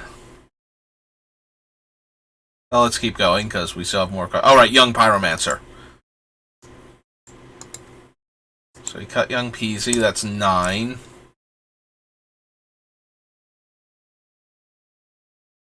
Vista, Font of Magic, Arcane Signet, Dockside Extortionist, Fierce Guardianship, Flamer, Horror, the Scepter, and then we're done. So we have 9 cuts this way.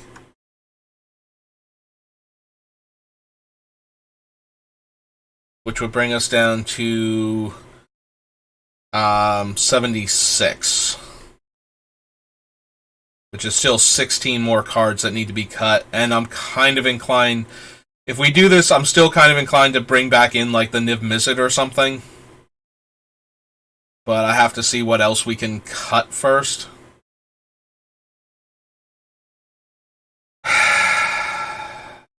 Yeah, okay. We saved before. We're not going to save right now. But we're going to clear these 9 off. And we're going to bring it down to 76. And then we're going to go from there. We're going to see what we can mold this deck into with what we have left. Merchant Scroll, Force of Will, Mystical Tutor, Impulse, Meditate, Twitch, Shattering Pulse.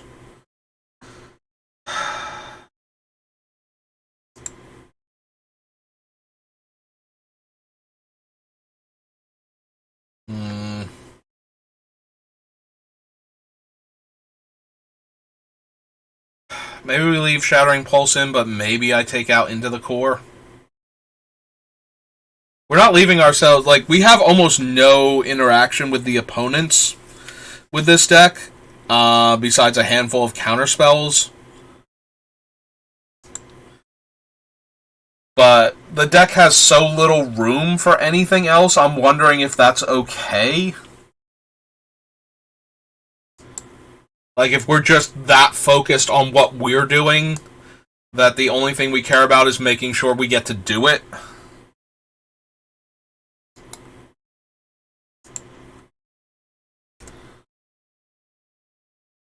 I'm wondering if I want to add back into Fairy, like, cut the Shattering Pulse and the thing and add back into Fairy and, possibly the Barracuda, just so that way... Like, almost definitely the Teferi, so I can flash him in, but maybe the other one too.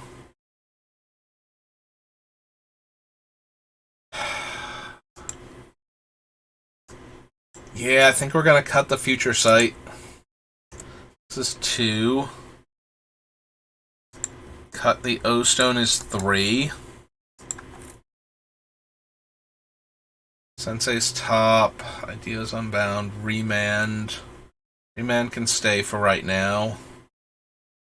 Remand is also interesting. Like, if we get the, if we run low on the Storm count, if we actually cast Grape Shot, or we cast something while we have Thousand Year Storm, and the Storm count's not quite high enough, and the last card we have is Remand, we could theoretically, like, instead of trying to Remand one of our other spells to, like, cast 2 more spells and draw the card off of the Remand, if we Remand Grape Shot, like, if we have 5 spells cast, Grape Shot's going to deal 5, like, there's going to be 6 spells, the original Grape Shot and the 5. If we Remand the original Grape Shot, that puts us back down to 5, puts us up 2 more spells, so that makes it 12 total if we can recast Grape Shot, assuming we hit nothing off of the Remand.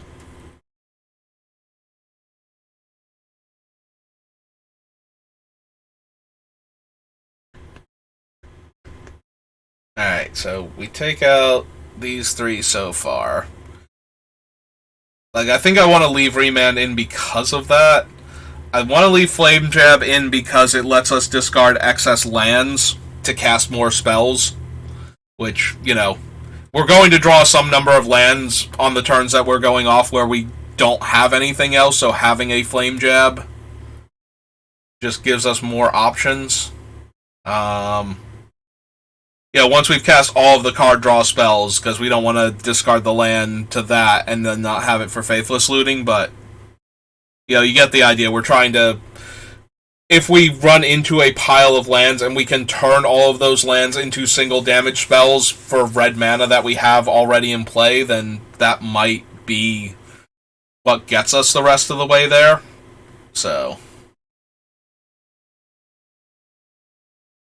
Electrostatic Field, Visit the Paran, Shimmer of Possibility. Narset, Ral. I'm wondering if I cut the vessel for... I was thinking about cutting the other thing, but the vessel comes into play tapped. What if I cut the vessel for... not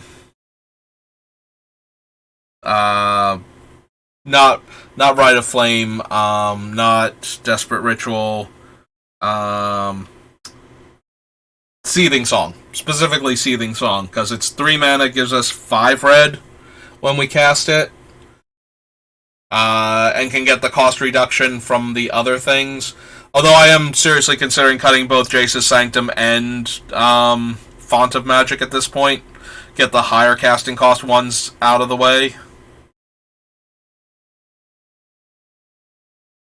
Progressive Iteration, Prismari Command. Stormkill and Artist is way too good to cut here.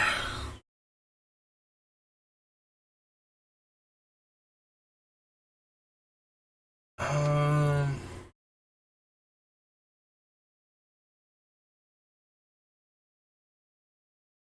don't know, maybe Liar's too expensive at 5 mana?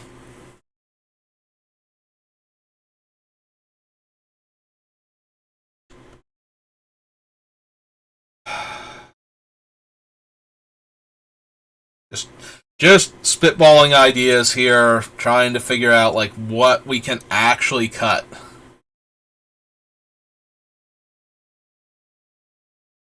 Yeah, what if we cut Sanctum and the other one? Keep the Spellseeker, Font of Magic, so both of those are gone now. Darkside Extortionist. Dockside Extortionist is too ritually to go. I feel like.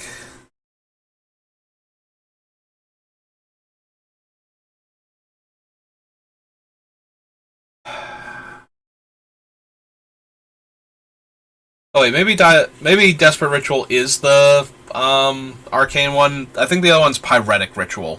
Is the red one and adds 3.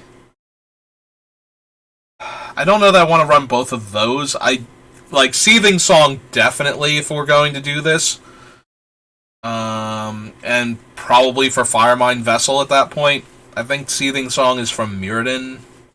We'll double check when we add it to the list. So right now we've got 1, 2, 3, 4, 5. How many more cuts do I need? 11 if we cut all of these.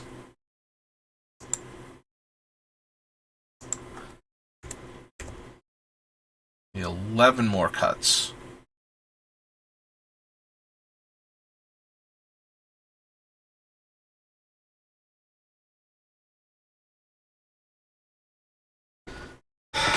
What if we cut the rituals, the tutors that don't put them in our hand? We have a lot of card draw, so putting them on top of our deck is not the worst. Merchant Scroll can only get the blue one, so it can never get... that is the biggest problem. Merchant Scroll can never get Grape Shot for the kill, so...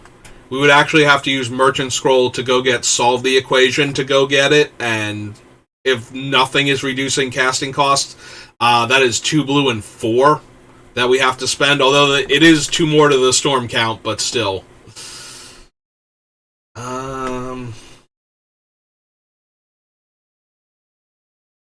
Twitch. If we cut enough of the things that, if we're cutting enough of the things that are good targets for Twitch, so now we're down to like Gilded Lotus, we're down to like 3 good targets for it, with a mana shaved off of the casting cost or something. In the Gilded Lotus is net neutral, the Staff is net neutral, and the Steam Vents is -1, so shave a mana off of that, and we're plus mana, net neutral on mana, draw a card for Twitch. But yeah, I think if we're going this route, we can cut the Twitch then off of the list.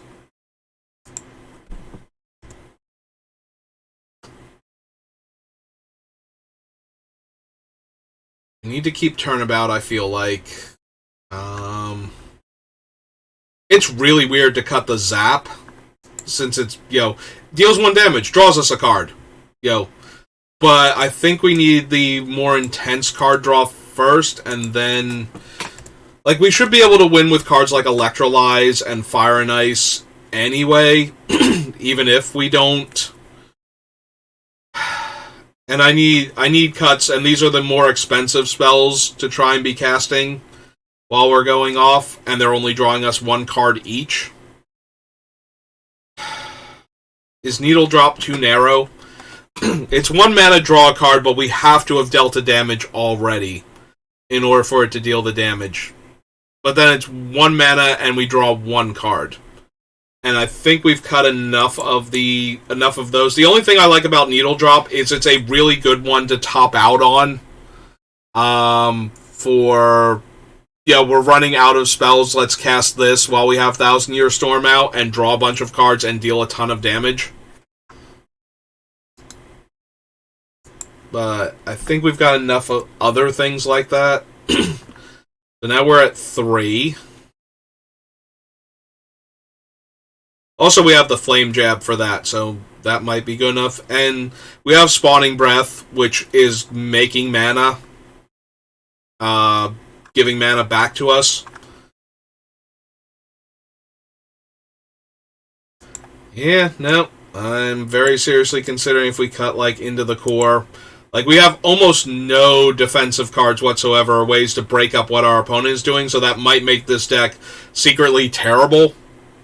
This is a kind of deck I'll be done with it, and it will be very capable of doing its one thing super well, but it might actually be too vulnerable to what other players are doing, and therefore actually secretly terrible. And since I'm not going to build it anytime in the near future to playtest it myself, that might be an issue. 1, 2, 3, 4. Smari Command, Solve the Equation, Stormkill an Artist, Unexpected Windfall, Liar. Liar might be one of the most cuttable at 5 mana.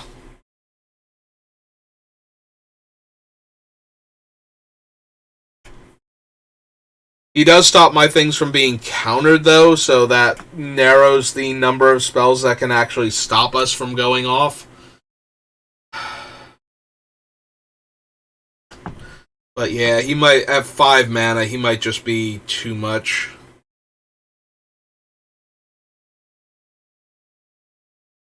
We need to have a lot more going on, or he has to survive a turn cycle, and him surviving a turn cycle seems obscenely unlikely. So, yeah, I think I can cut Liar now. I think I've finally gotten to the point where I can cut Liar.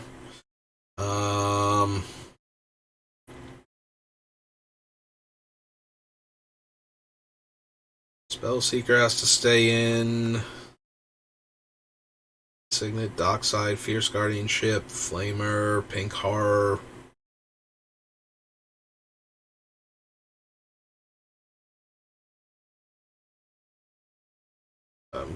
Theoretically cutting Needle Drop.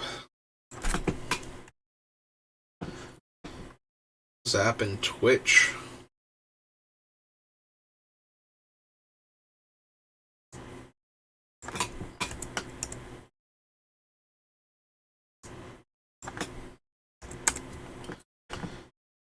One, 2, 3, 4. Oh wait, hang on. Was there anything below Twitch? No. 1, 2, 3, 4.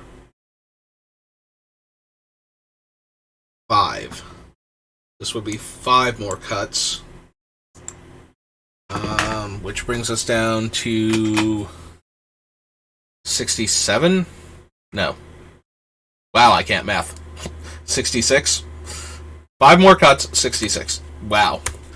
There's any confusion at all whether or not I can math, I should be proving to you that no, I cannot. Not even the simplest math. Not even the easiest of things. Alright. I kind of want to do another quick count, make sure I'm actually at 66, that I'm not missing anything or forgetting anybody that I cut and then didn't bump off or, bumped off because I thought I didn't cut it. So now that we're down to like within 6 cards, I want to make sure exactly how many cuts I still need. So I got 1, 2, 3, 4, 5, 6, 7, 8, 9, 10, 11, 12, 13, 14, 15, 16, 17, 18, 19, 20, 21, 22, 23, 24, 25, 26, 27, 28, 29, 30, 31, 32, 33, 34, 35, 36, 37, 38, 39, 40, 41, 42, 43, 44, 45, 46, 47, 48, 49, 50, 51, 52, 53, 54, 55, 56, 57, 58, 59, 60, 61, 62, 63, 64, 65, 66, 67. Alright, so I have 67, and I think I thought I only had 66, so... Alright, so we're actually at 67, so there's 7 more cuts to go. Alright, so we cut a bunch of the token makers, which are themselves non-humans. So we have Ghyrson, who is human. So I want to check and see how many non-humans we have for of one mind before I cut it, for not having enough non-humans to go along with Ghyrson.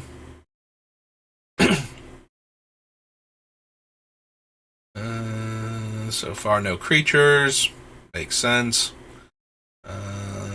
Top ideas, remand, electrolyze. Nope. Spotting breath makes 1. Goblin Electromancer is 2.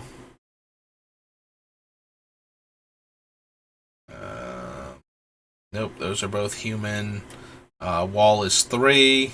If miss, it's 4.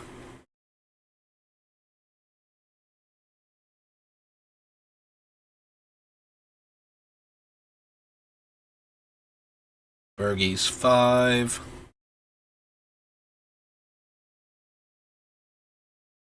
Kiln Artist is 6.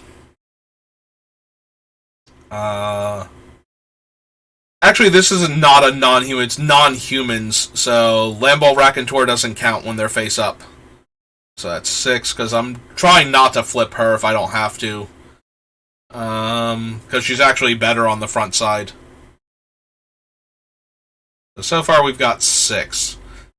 7 in the Extortionist. 8, 9. So yeah, we have 9 non-humans right now. So I think we're safe to cut of one mind.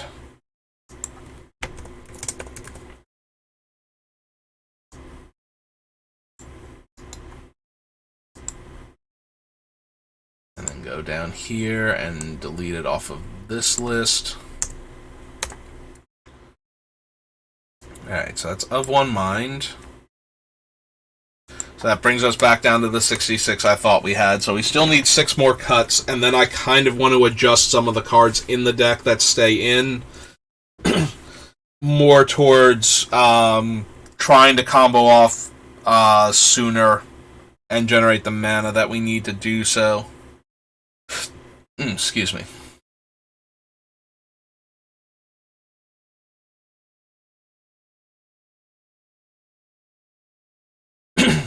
Yeah, I think if we weren't locked into Ghyrson, and we didn't have to do the 1 damage matters, I think the deck would be much better storming if it were Grixis, but because we're trying to do Ghyrson specifically, and because he does work with the storm cards that we have, um, yeah, so there are going to be some cards that, like, the more I look at it, the more it's like, yeah, if we had access to, like, Yawgmoth's Will, or, even green, if we had access to, A, some more ramp spells, and B, things like Manamorphose and extra land drops, so that way when we gush, we can replay the land,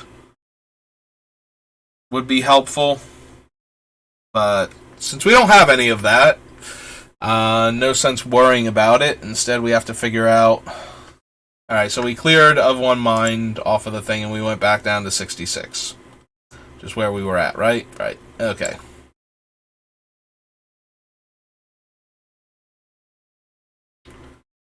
Gitaxian Probe, Past in Flames, Faithless Looting, Cyclonic Rift.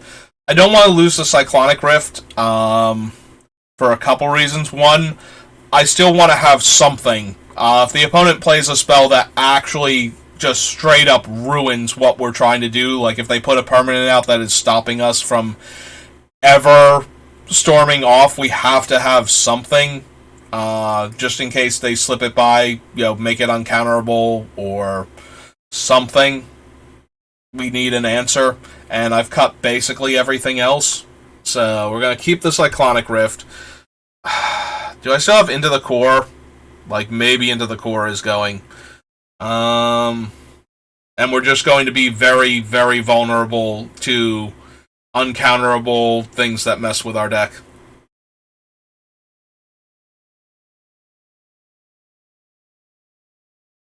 Yeah, we definitely passed where Into the Core would be.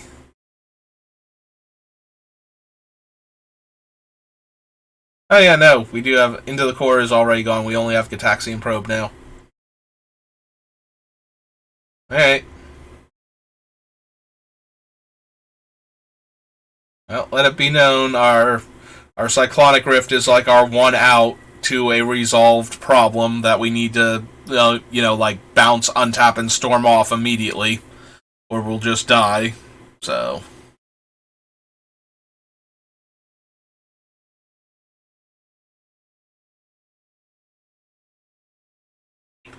yeah, I kind of want to replace the Firemine Vessel with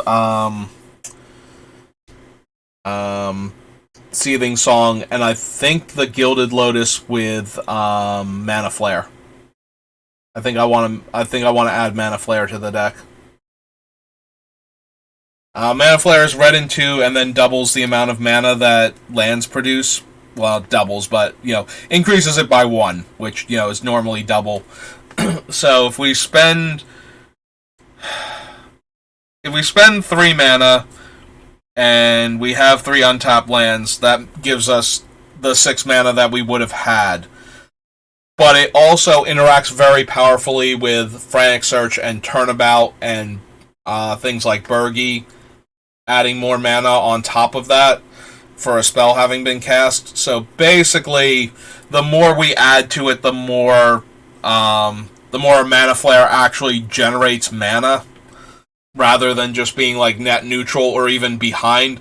Like, if we had 5 mana and we spent 3 of it on Mana Flare and we resolved Turnabout, we have 10 mana now, just from those 2 cards, from the 5 mana that we originally had. And that is not, like, unrealistic to have happen. If we have the Mana Flare to begin with, we're going to know if we need cards like Turnabout, Frantic Search, and that sort of thing to tutor for ahead of time, so that way we draw them in the same turn that we're casting Mana Flare, with like Personal Tutor and Mystical Tutor. Or solve the equation on a previous turn.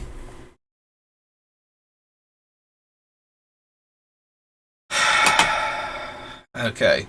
But those are things that we want to swap out. What are things that we want to cut from what's left of this deck and all of its wonderful cards that we're just like, you know what? Maybe we don't need these. So we've cut enough of the cost reductions where I don't think Unexpected Windfall can get below the 2 red mana anyway. So, like, I think we only have 2 cost reducers left. The Raconteur is expensive, but it is one of the last couple cards. Like, with how I was considering adding back in Thermal Alchemist or the first Niv Mizzet, I don't think we should be cutting something that very effectively is one of the permanents that we would need in play for this deck to win.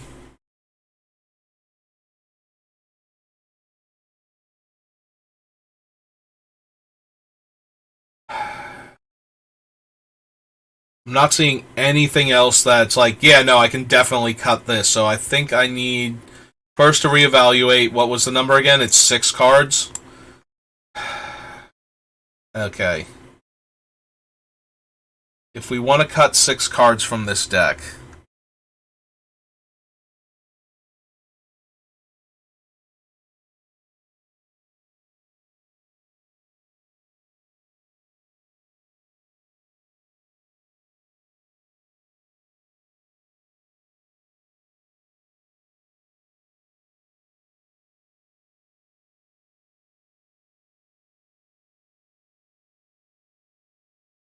we've cut most of the natural flashbacks. We only have what's its name? Flame Jab for cards that generate value from the graveyard now, besides the Faithless Looting itself.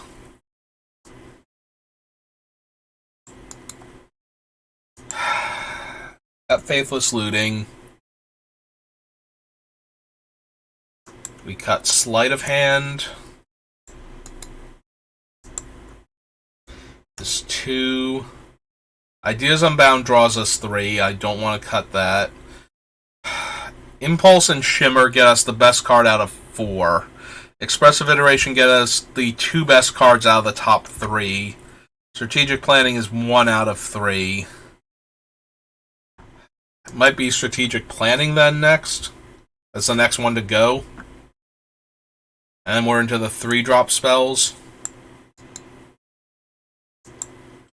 Alright, so if we cut those, that's 3 cuts. We still need 3 more. And the more we cut from there, the more loath I am to cut any more cantrips from the deck.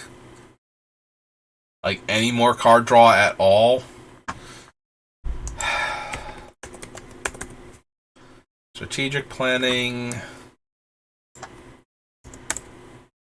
Sleight of Hand.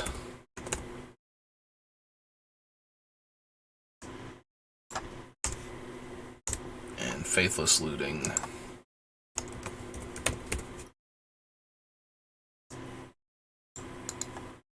No, it's not cut, just delete. Alright, we go back down to the cantrips. I want to see, like, sheer number. How many do we have left? We have 1, 2, 3, 4, 5, 6, 7, 8, 9, 10, 11, 12, 13, 14, 15, 16, 17. Yeah, I cannot imagine. Like, a third of our deck, roughly, is going to be card draw, and I'm okay with that right now. That leaves a third of our deck to be the damage sources and the few remaining other cards. Like, I really... Maybe we can cut 1 more. Like, actual worst case scenario, but...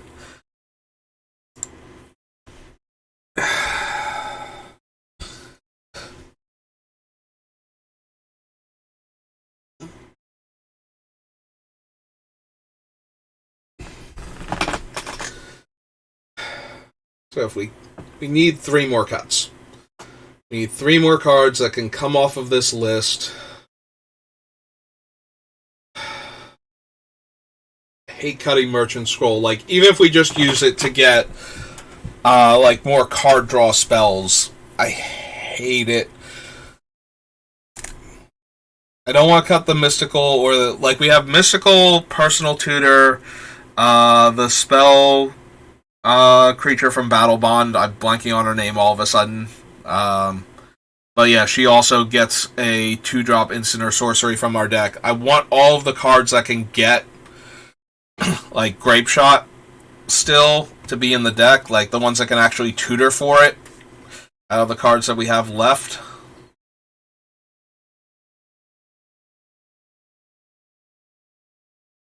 I would hate to cut Fire and Ice. Like, it's a cantrip on the one side, and, like, 2 points of damage split on the other side. Like, aside from, like, Electrolyze, I don't think there's a better card in the deck for what we're still trying to do that isn't, like, the finisher.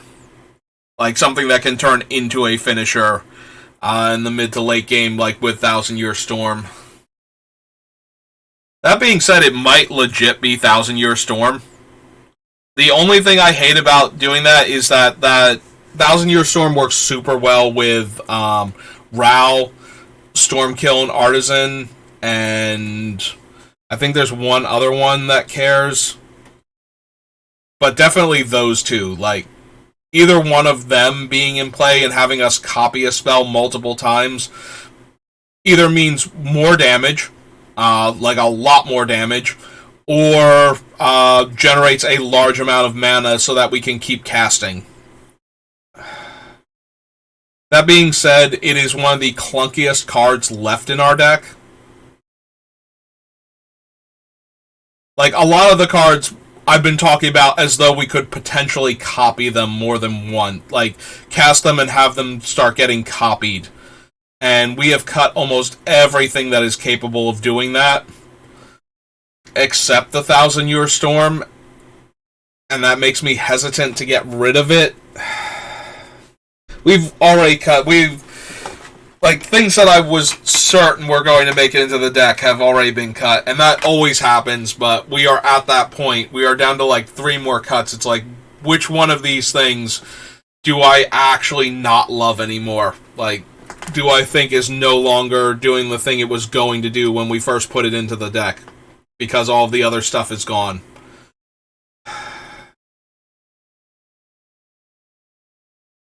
Like, maybe we cut one of these 3. So, like I said, I don't think we can get the casting cost down more than 2 mana, but... And it might still be Thousand Year Storm. Like, we might cut either Windfall or Pirate's Pillage and still wind up cutting Thousand Year Storm, and that's just so weird to me.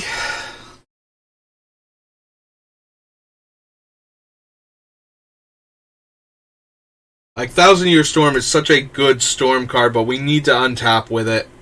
And with what we're building and how, like, what we would be playing this against, that seems like a pretty big ask to have Thousand Year Storm just sit and play for a turn cycle.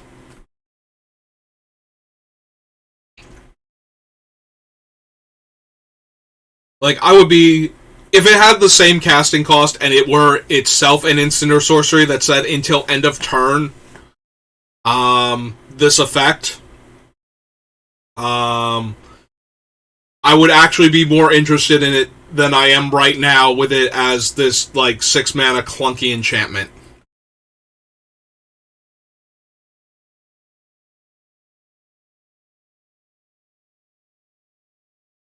Yeah, not the least of which because we could actually reduce its casting cost by 2 and get it down to, like, 4 mana. And I would be very okay with that. It's really hard to cut Thousand Year Storm, though. Like, even just for the cross our fingers, hope we untap with it ability seems too powerful.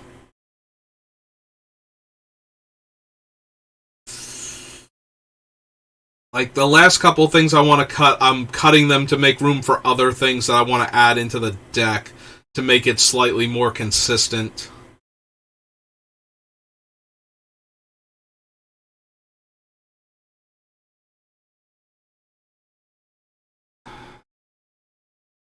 Is it Merchant Scroll?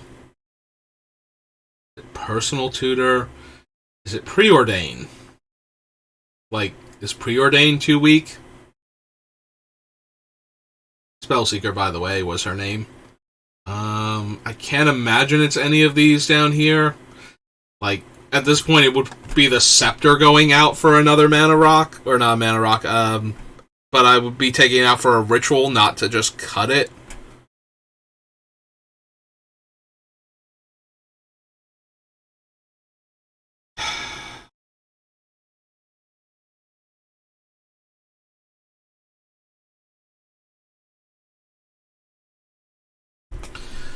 Alright, quick question. Do we still have ideas unbound in the deck? We do. So technically, the one ritual can splice onto ideas, making it like 2 blue, red, and 1, and adding 3 red for casting it. So for adding 2 mana to it, it gives us 3 mana as a side effect of having cast it. But this is literally the only other arcane spell left in the deck. Since we'll have cut every single other one that had any potential, because we were looking at like Overblaze before and whatnot, to make Ghyrson just go absolutely ham.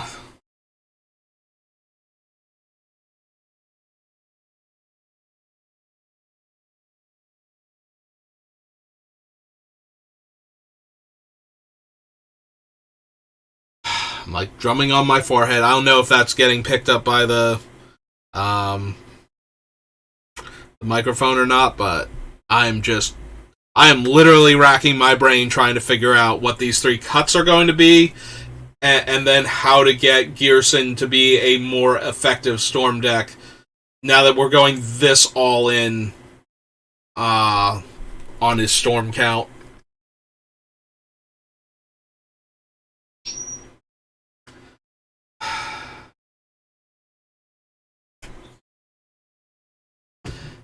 Is it actual counterspell?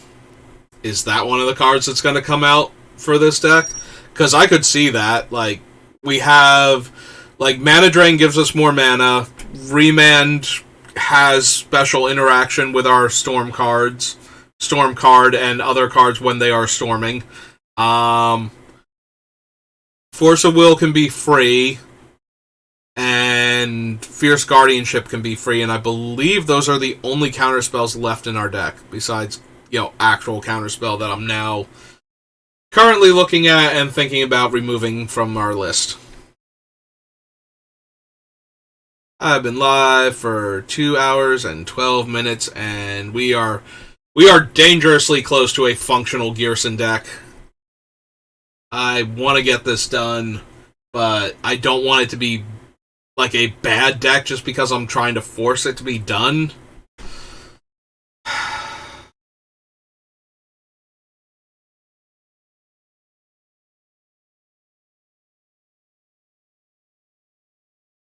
Alright, what if we cut the 3 high casting cost artifacts, replace one of them with Mana Flare, one of them with, hang on, I had the other card, Seething Song, and then the third one just goes, and that brings us down to 62.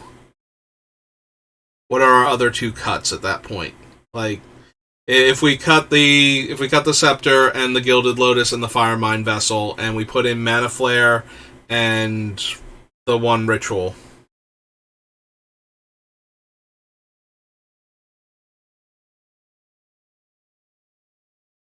So that would be 1 cut. Counterspell might be it. What are our other options for the last 2 cuts? We could theoretically cut Merchant Scroll. I hate the idea, though. There's too many things we can get with it. We can get Turnabout. We can get Frantic Search. We can get Solve the Equation to get any of the red cards, which, I already said is a terrible thing to have to spend that much mana on, but it's still doable. Like, it's still a thing if that's what's going to win us the game. It gets any of the other cantrips, Meditate to draw 4 cards. It gets Time Spiral, Time Twister, Windfall. My god, there's too many good blue cards that it could potentially get.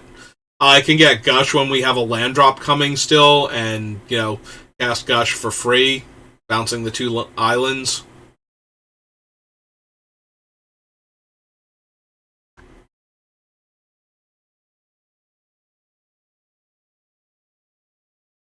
I don't want to cut Remand. I don't want to cut anything that we have left, but, Here's where we're at, so we're gonna have to cut some stuff.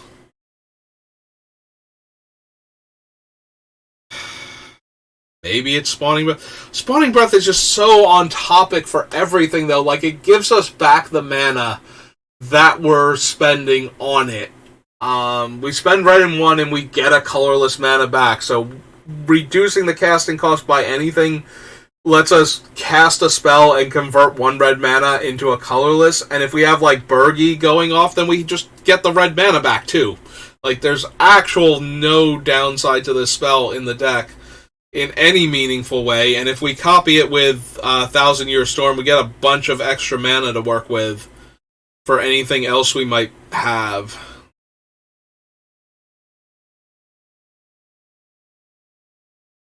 Yeah, once our storm count is 3, we trade a red mana to go up. Like, we go red in 1 and we get 3 mana, so. And that's assuming we have no cost reduction.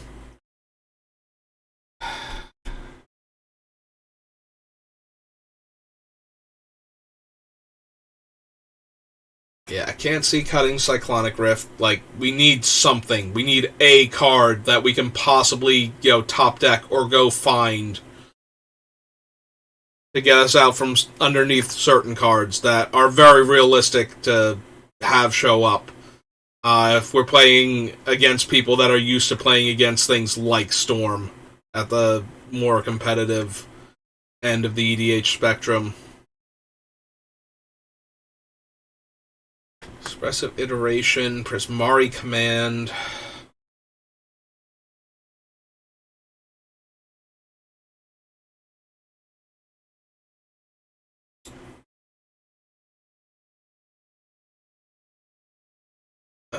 It's so hard to imagine cutting any of these.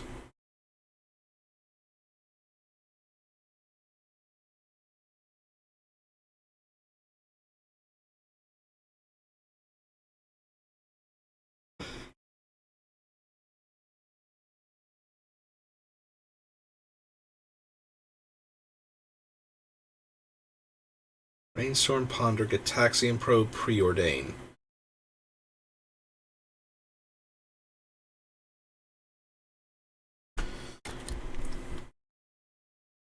So, counting the 2 free spells, we have 5 spells we can cast on 1 mana. Pulse, Ideas, Shimmer, Iteration, Meditate. Oh no, Meditate gets us up into the 3 drop slot.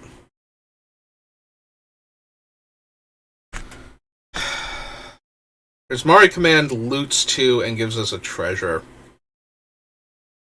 It might be the weakest one left, since it's not card advantage, it's just looting. With the added ability to, deal 2 damage or draw 2, discard 2. Well, draw 2, discard 2 is the looting. So 2 damage, make a treasure, or destroy an artifact. Don't we want, like, one other card that destroys one of the main problematic permanent types, just to be?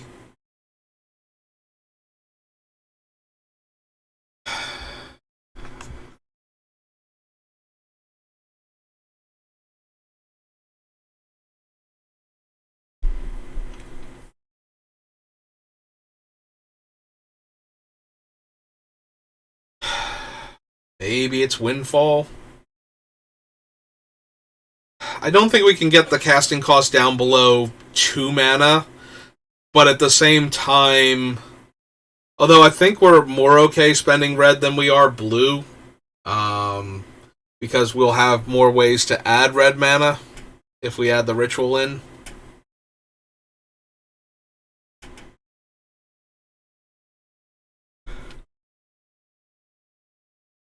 Alright, so we cut the Gilded Lotus, we cut the Firemind Vessel, and we cut the Scepter, and we add in the Mana Flare and the other one, the Seething Song.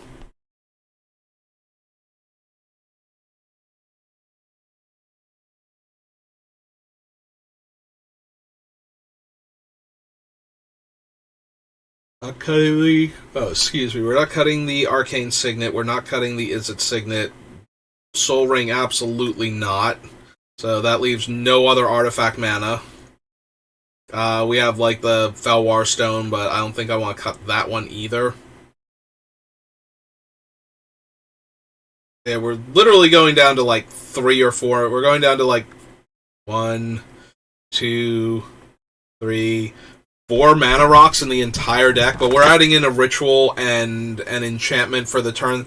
They are for the turn we go off, though, especially the mana flare. You do not want to mana flare and let other people cast their sorceries, like, ever. So that's got to be a thing that only comes down on the turn that we are going to actually do the thing.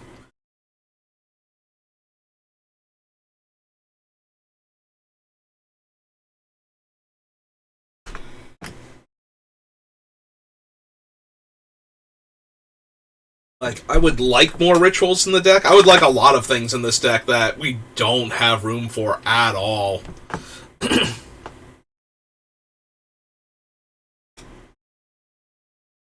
Like, do we have room to go a little more land light because of all the cantrips we have? Like, what if instead of 40 we were at, like, 36, 37? Can we do that?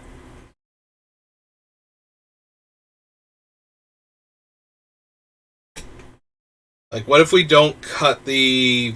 well, we'll think about... Like, we might cut some of the artifact mana for the other fast mana, but what if we were at, like... Instead of 40 lands, we were at 39, 38.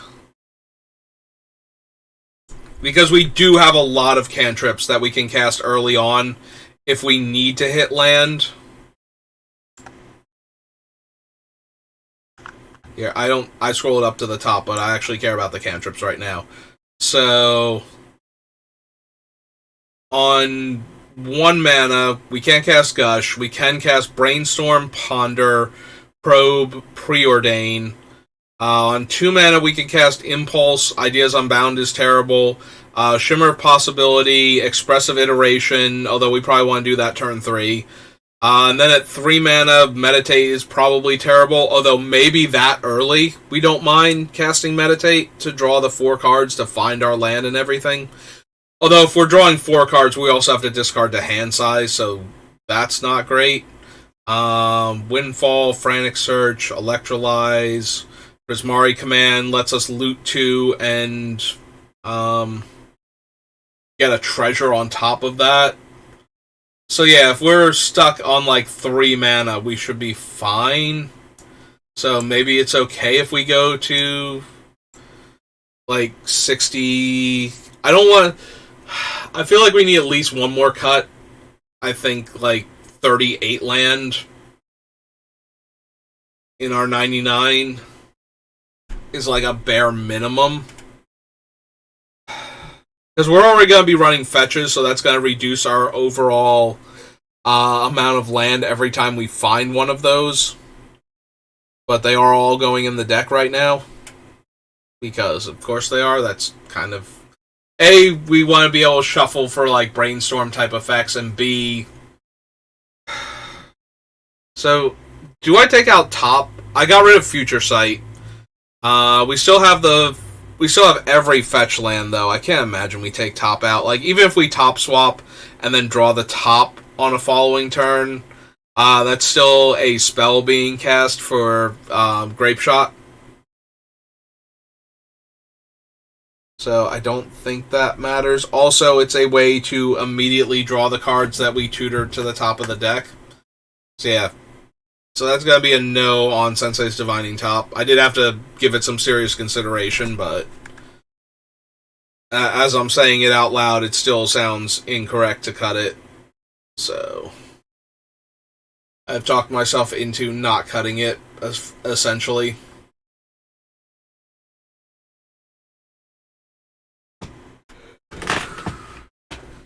The eye strain's getting really bad.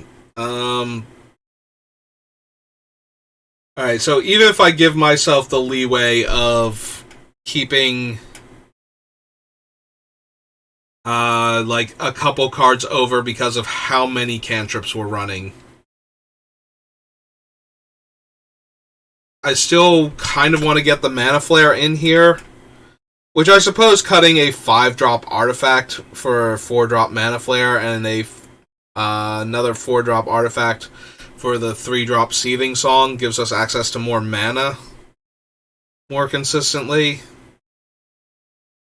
And then we just be 1 land short, but we're running all of these cantrips. Or 2 land short. But we're running all of these cantrips.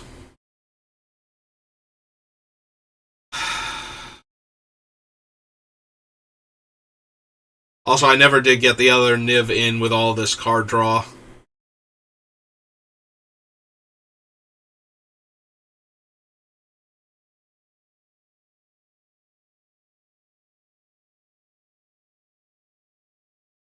Although adding in another 6-drop might not be the best thing.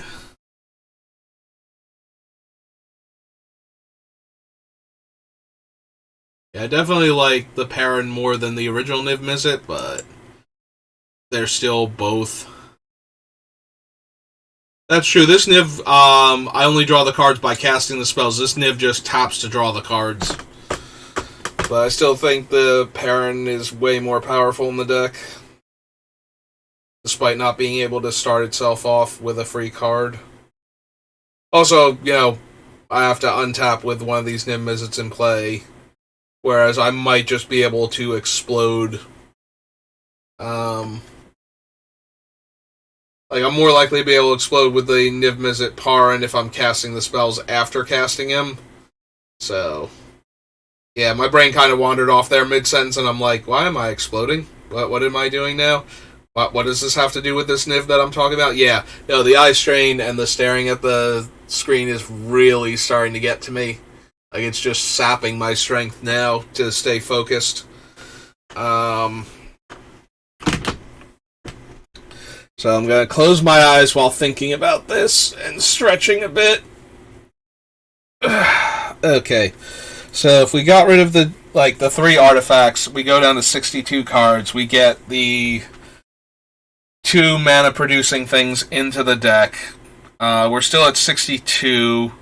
So we're only going to have 38 land. Is there anything that can come out for the other Niv right now? Like, just 1 for 1, because we don't have room.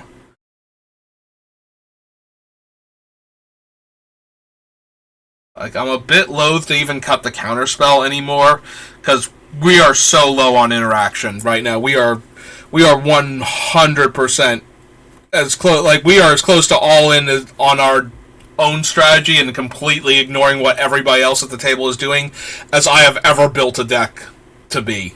Like, non-creature, non-planeswalkers just get to live and do whatever. Like, enchantments and artifacts are just going ham wherever. We can't do anything to stop them other than killing everybody real quick, because we went off ourselves. So,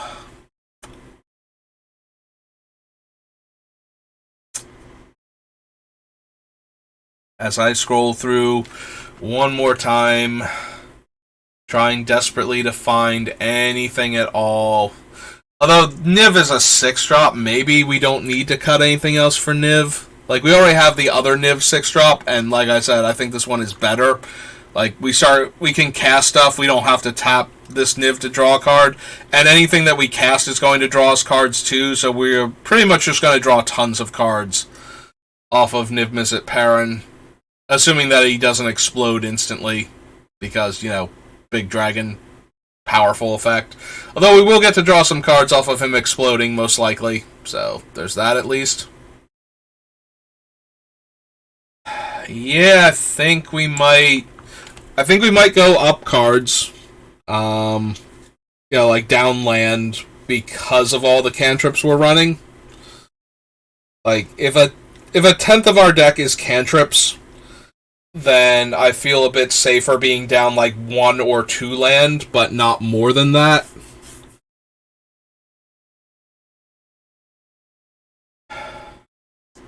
So if I feel safe being down 1 or 2 land, like right now I'm down 3 land. But what if we only took out, if we took out the Firemine Vessel because it's a 4-drop and we put in Mana Flare instead? Because this thing comes into play tapped is the biggest drawback. It does tap for other, like, 2 colors of mana. Like, we can't go off at all on, like, turn 4 or 5. We need to go off on, like, turn 6 or something, most likely. Seems to be the Mana Flare does help, though. There might be draws where we can go off on turn 4, or turn 5, rather, with a Mana Flare in play. But that's, like, really pushing it. I think turn 6 is the earliest we could possibly reasonably go off with this deck and actually, like, wreck everybody at the table with what we have to work with.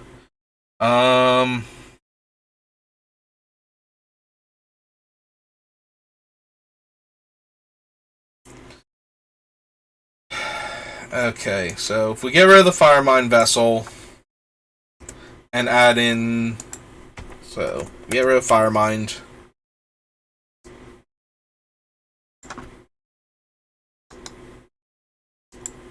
We add Mana Flare. Which goes up here. Right there, as a matter of fact.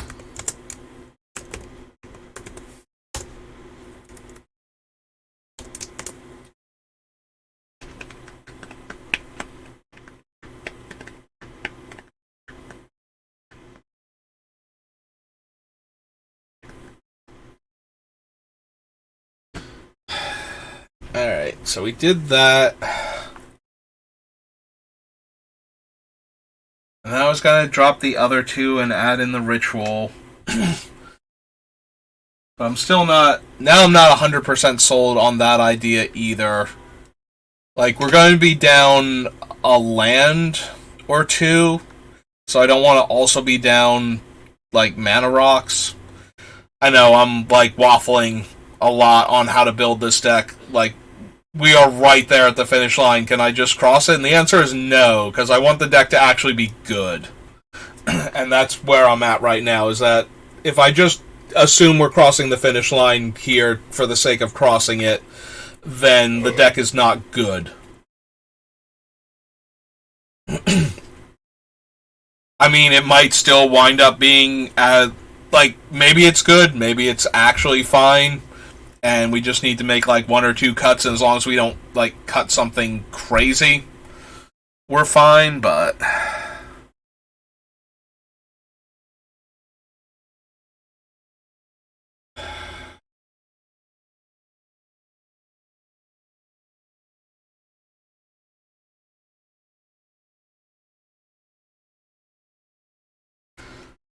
What if we cut the Snapcaster? Like,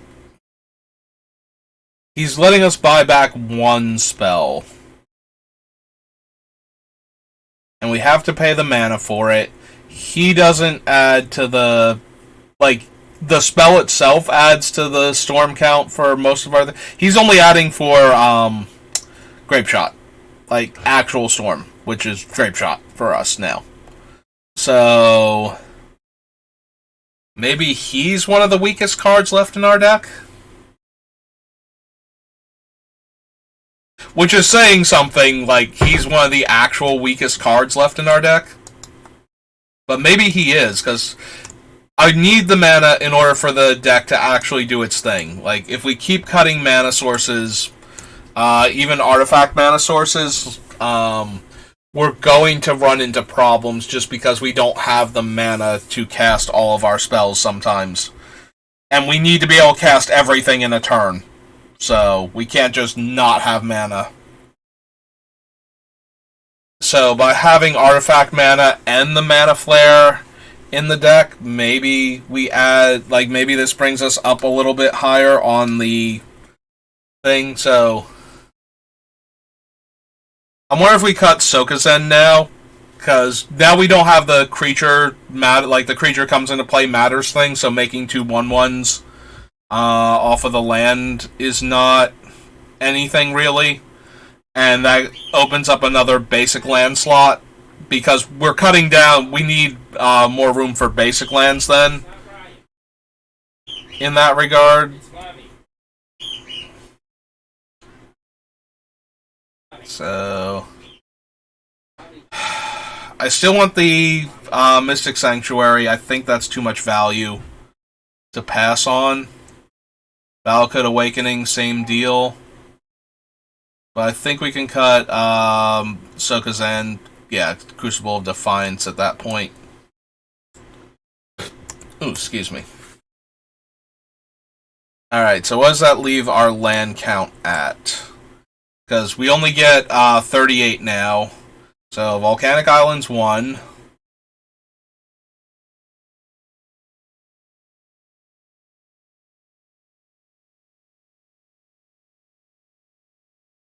Two, three, four, five.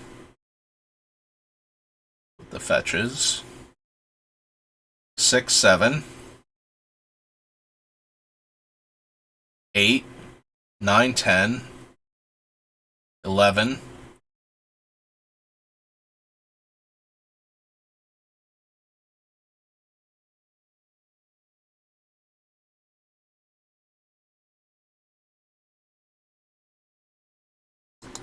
Oops. 11, 12, 13.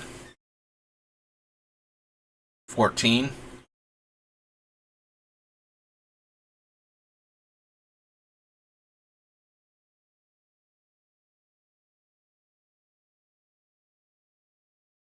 15. 16. I think that's it. So, we have 16 non-basics. So, that would be 78, which leaves us with 21. Or no, 22, because I'm counting, what's his name? So we have 22. Are we 11 and 11?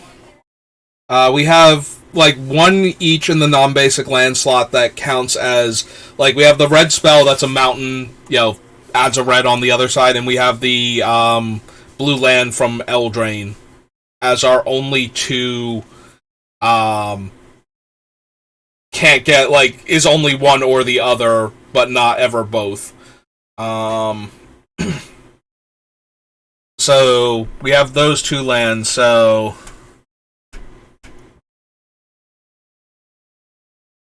So yeah, if we have 17, so that leaves us with... Or no, we had 17 lands, so that leaves us with 21, right? Because we have room for, 38 cards. So...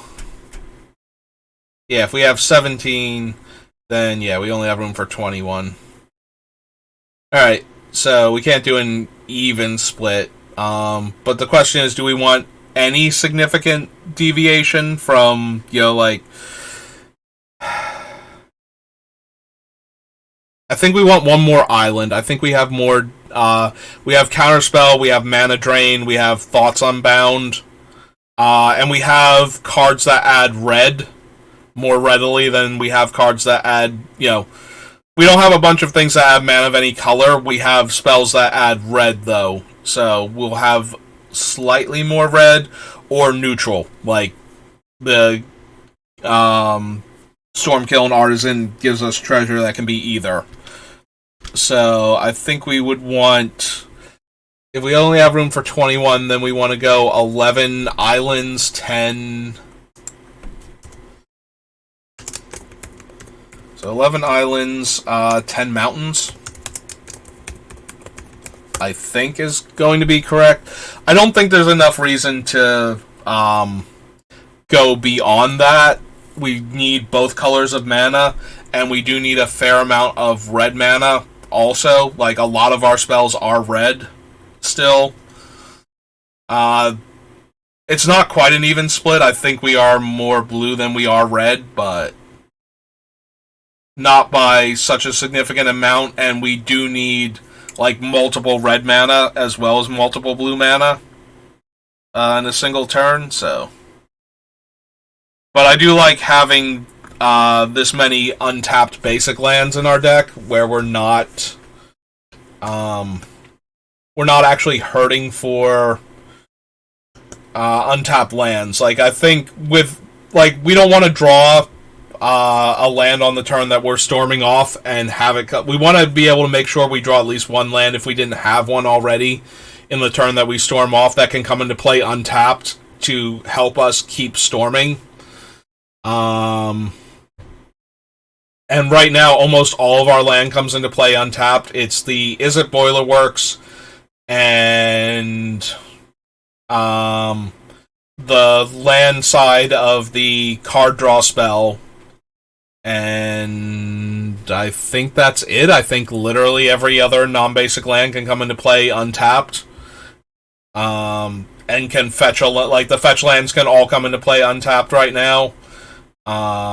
Like they come in, and the land that they fetch comes in untapped. The original duel and the shock land, and we don't have any of the must come into play tapped dual lands. Like, we don't have the Volatile Fjord or the one from Dominaria United, so. Alright, I think that's going to be the deck then. I think we take advantage of our cantrips to go down 2 lands in our 100-card deck. I think that's still safe. Normally, I don't like to veer too far from the 60 spells, 40 lands with artifact mana, and we're a little light on the artifact mana too, which is why I don't want to cut any of the other mana rocks that we have, like even the slightly more expensive ones, because once we can cast them, they shore up our mana pretty effectively. That is the other reason, like, having all the basic lands means that the Scepter is way more likely to be able to tap for 3 immediately, despite us having 4 lands in play at the time. Alright, I think that's going to do it for Ghyrson then. I think we have the build for him. So this is going to be the first build. This is going to be the Storm build for him. But I still want to do another build where I focus more on the damage aspect of him, where I don't care. Like, we just keep playing the game, and if it takes us 3 turns or 5 turns or 10 turns to kill everybody with pings off of Ghyrson, that's fine. This deck wants to go, oops, you're dead. Like, I did all of the things in 1 turn, and now you're done. Whereas the other version, I have a lot more room, I think, for playing around with, like, I'm just going to lightning bolt you here and there, and eventually it's going to add up, and by the time you realize just how dead you are, I'll build critical mass, and now I'm going to finish you off. So that's going to be the next build that we work on, so I'm going to call it here, though, because I have been streaming for almost 3 hours. It took 3 hours to finally whittle the Storm version down to something that I'm actually okay with.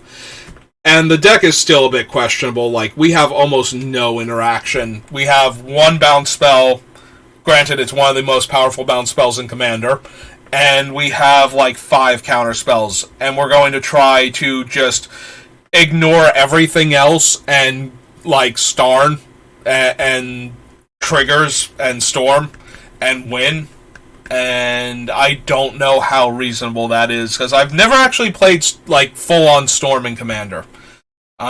This one would be a lot more interesting if I knew I was going to actually be able to physically build it. I've been over this a few times, but the sheer volume of cards I have and their positioning in where I have them stored makes it very physically unpleasant to get to all of them and start going through every single binder to pull out every card. And unfortunately, this is still the streaming thing is still a hobby for me, and I have tons of Commander decks already built. Like, I have like 10 or 15 of them physically put together and available to play. I don't even know if that's accurate. I have 1, 2, 3, 4, 5, 6, 7, 8, 9, 10. Yeah, I think I have 12. I have 12 fully built Commander decks that I can go to already. So, and I don't really have room to carry more than that. Like, a couple of them stay home when I go out. So, yeah. I don't need to build any of these. I like to see what they would look like. Like, the whole idea why I originally did this the way I do before I even started streaming is so I could see what they would look like and decide if I actually wanted to build them. Like, right now, Ghyrson, I don't think I would actually build him like this anyway, because I'm not 100% sure that I like where he's at. Like, I think we have a fully functional deck, and I think he can do the cool thing, but against, like, actual other competitive decks where they're going to try to stop him from winning, I don't know that I've made the best choices for this one. This one seems really, really questionable, if I'm being completely honest. I think this has the potential to easily be the worst deck that we've built so far. So, but I don't know that. I would actually have to play with him and see how he plays in order to see if I've actually made a grievous mistake or if he's actually fully functional. So, unfortunately, like I said, the amount of time and energy that I would need to dedicate to building him and then getting him out into the wild and playtesting with him, is not currently feasible for me. Even if I were to build some of the commander decks, I would be way more likely to build Braids or Miracle from what we've built so far on the streams and play with them, because I think they both came out very well and I would be very excited to try them out. Ghyrson right now seems very questionable. Like, I don't know that... I've never built a Storm Commander, but I'd never built a Stax Commander before either, and I feel like Braids, despite Braids herself not being the best Stax Commander possible, certainly fits better. Like, I think I did a better job with her, just, you know, looking at the cards in front of me, than what I have for Ghyrson Starn as a Storm Commander. I think I'm going to like him more for the just 1 point of damage at a time that we're going to work on next. So that's going to be the next thing that we work on. That's going to do it for the Storm build for Ghyrson. If you're watching this and you have any comments whatsoever on any of the decisions I've made, by all means, I'll be uploading this on Twitter. I'll be uploading this on YouTube. I'm on Twitch. Gonna upload this on YouTube. It will not be on Twitter. But, you know, we will still... That's true. I never announced I was going live today, I don't think. I did forget to do that. Well, I had to forget to do something. I'm still new at this. After all, it's only been like 4 months, 5 months. Something like that. I think it's been like almost 5 months now. But anyway, so... That's going to do it. I'll upload this one on YouTube, so you can find me at SBR_BLD there also. So if you want to leave a comment there, you know, you can do it anonymously. You can tell me that I completely messed up the deck and did a terrible job with the build. But if you're going to do that, at least explain your reasoning. I don't, like, I want constructive criticism, not just, yeah, the deck... Like, maybe you just agree with me that the deck kind of looks questionable, and you're like, yeah, I think the deck is gonna suck, but I can't... what's the word I'm looking for? Word just went right out of my head. Can't express that. Like, you can't say why you agree with it, because you're looking at it's like, it just doesn't feel right, but you can't put your finger on what thing aside. Like, I feel like I don't have enough ways to interact with what the opponents are doing. And that's going to be a problem, because I'm trying to be a combo deck that's ignoring everybody else and just focusing on its own combo, and its own combo is not like a 2-card I win the game. It's like 15 cards coming together. Like, this is a Rube Goldberg device of defeating opponents, not, you know, 2-card, I win the game, we're done here, let's move on to the next one situation. Yeah, I'm getting more raspy as I'm trying to communicate. So if you want to stop by, if you feel like the deck, if you agree with me that the deck doesn't feel right, but you know why, I would appreciate, you know, what you think I'm putting in, like what cards. We have the entire list here, and I will attach the fully built list to the, like, I'll comment myself on the video with the list. So if you want to go through it and tell me which cards I'm wasting time on in the deck and which cards you think should be in the deck to give it a better chance, let me know. Also, if you build this deck and you want to play with it, let me know how that goes. I would very much appreciate some feedback, especially on this one. This is the one I'm least certain of the final build on. Like, I think this one is the most questionable for the end result.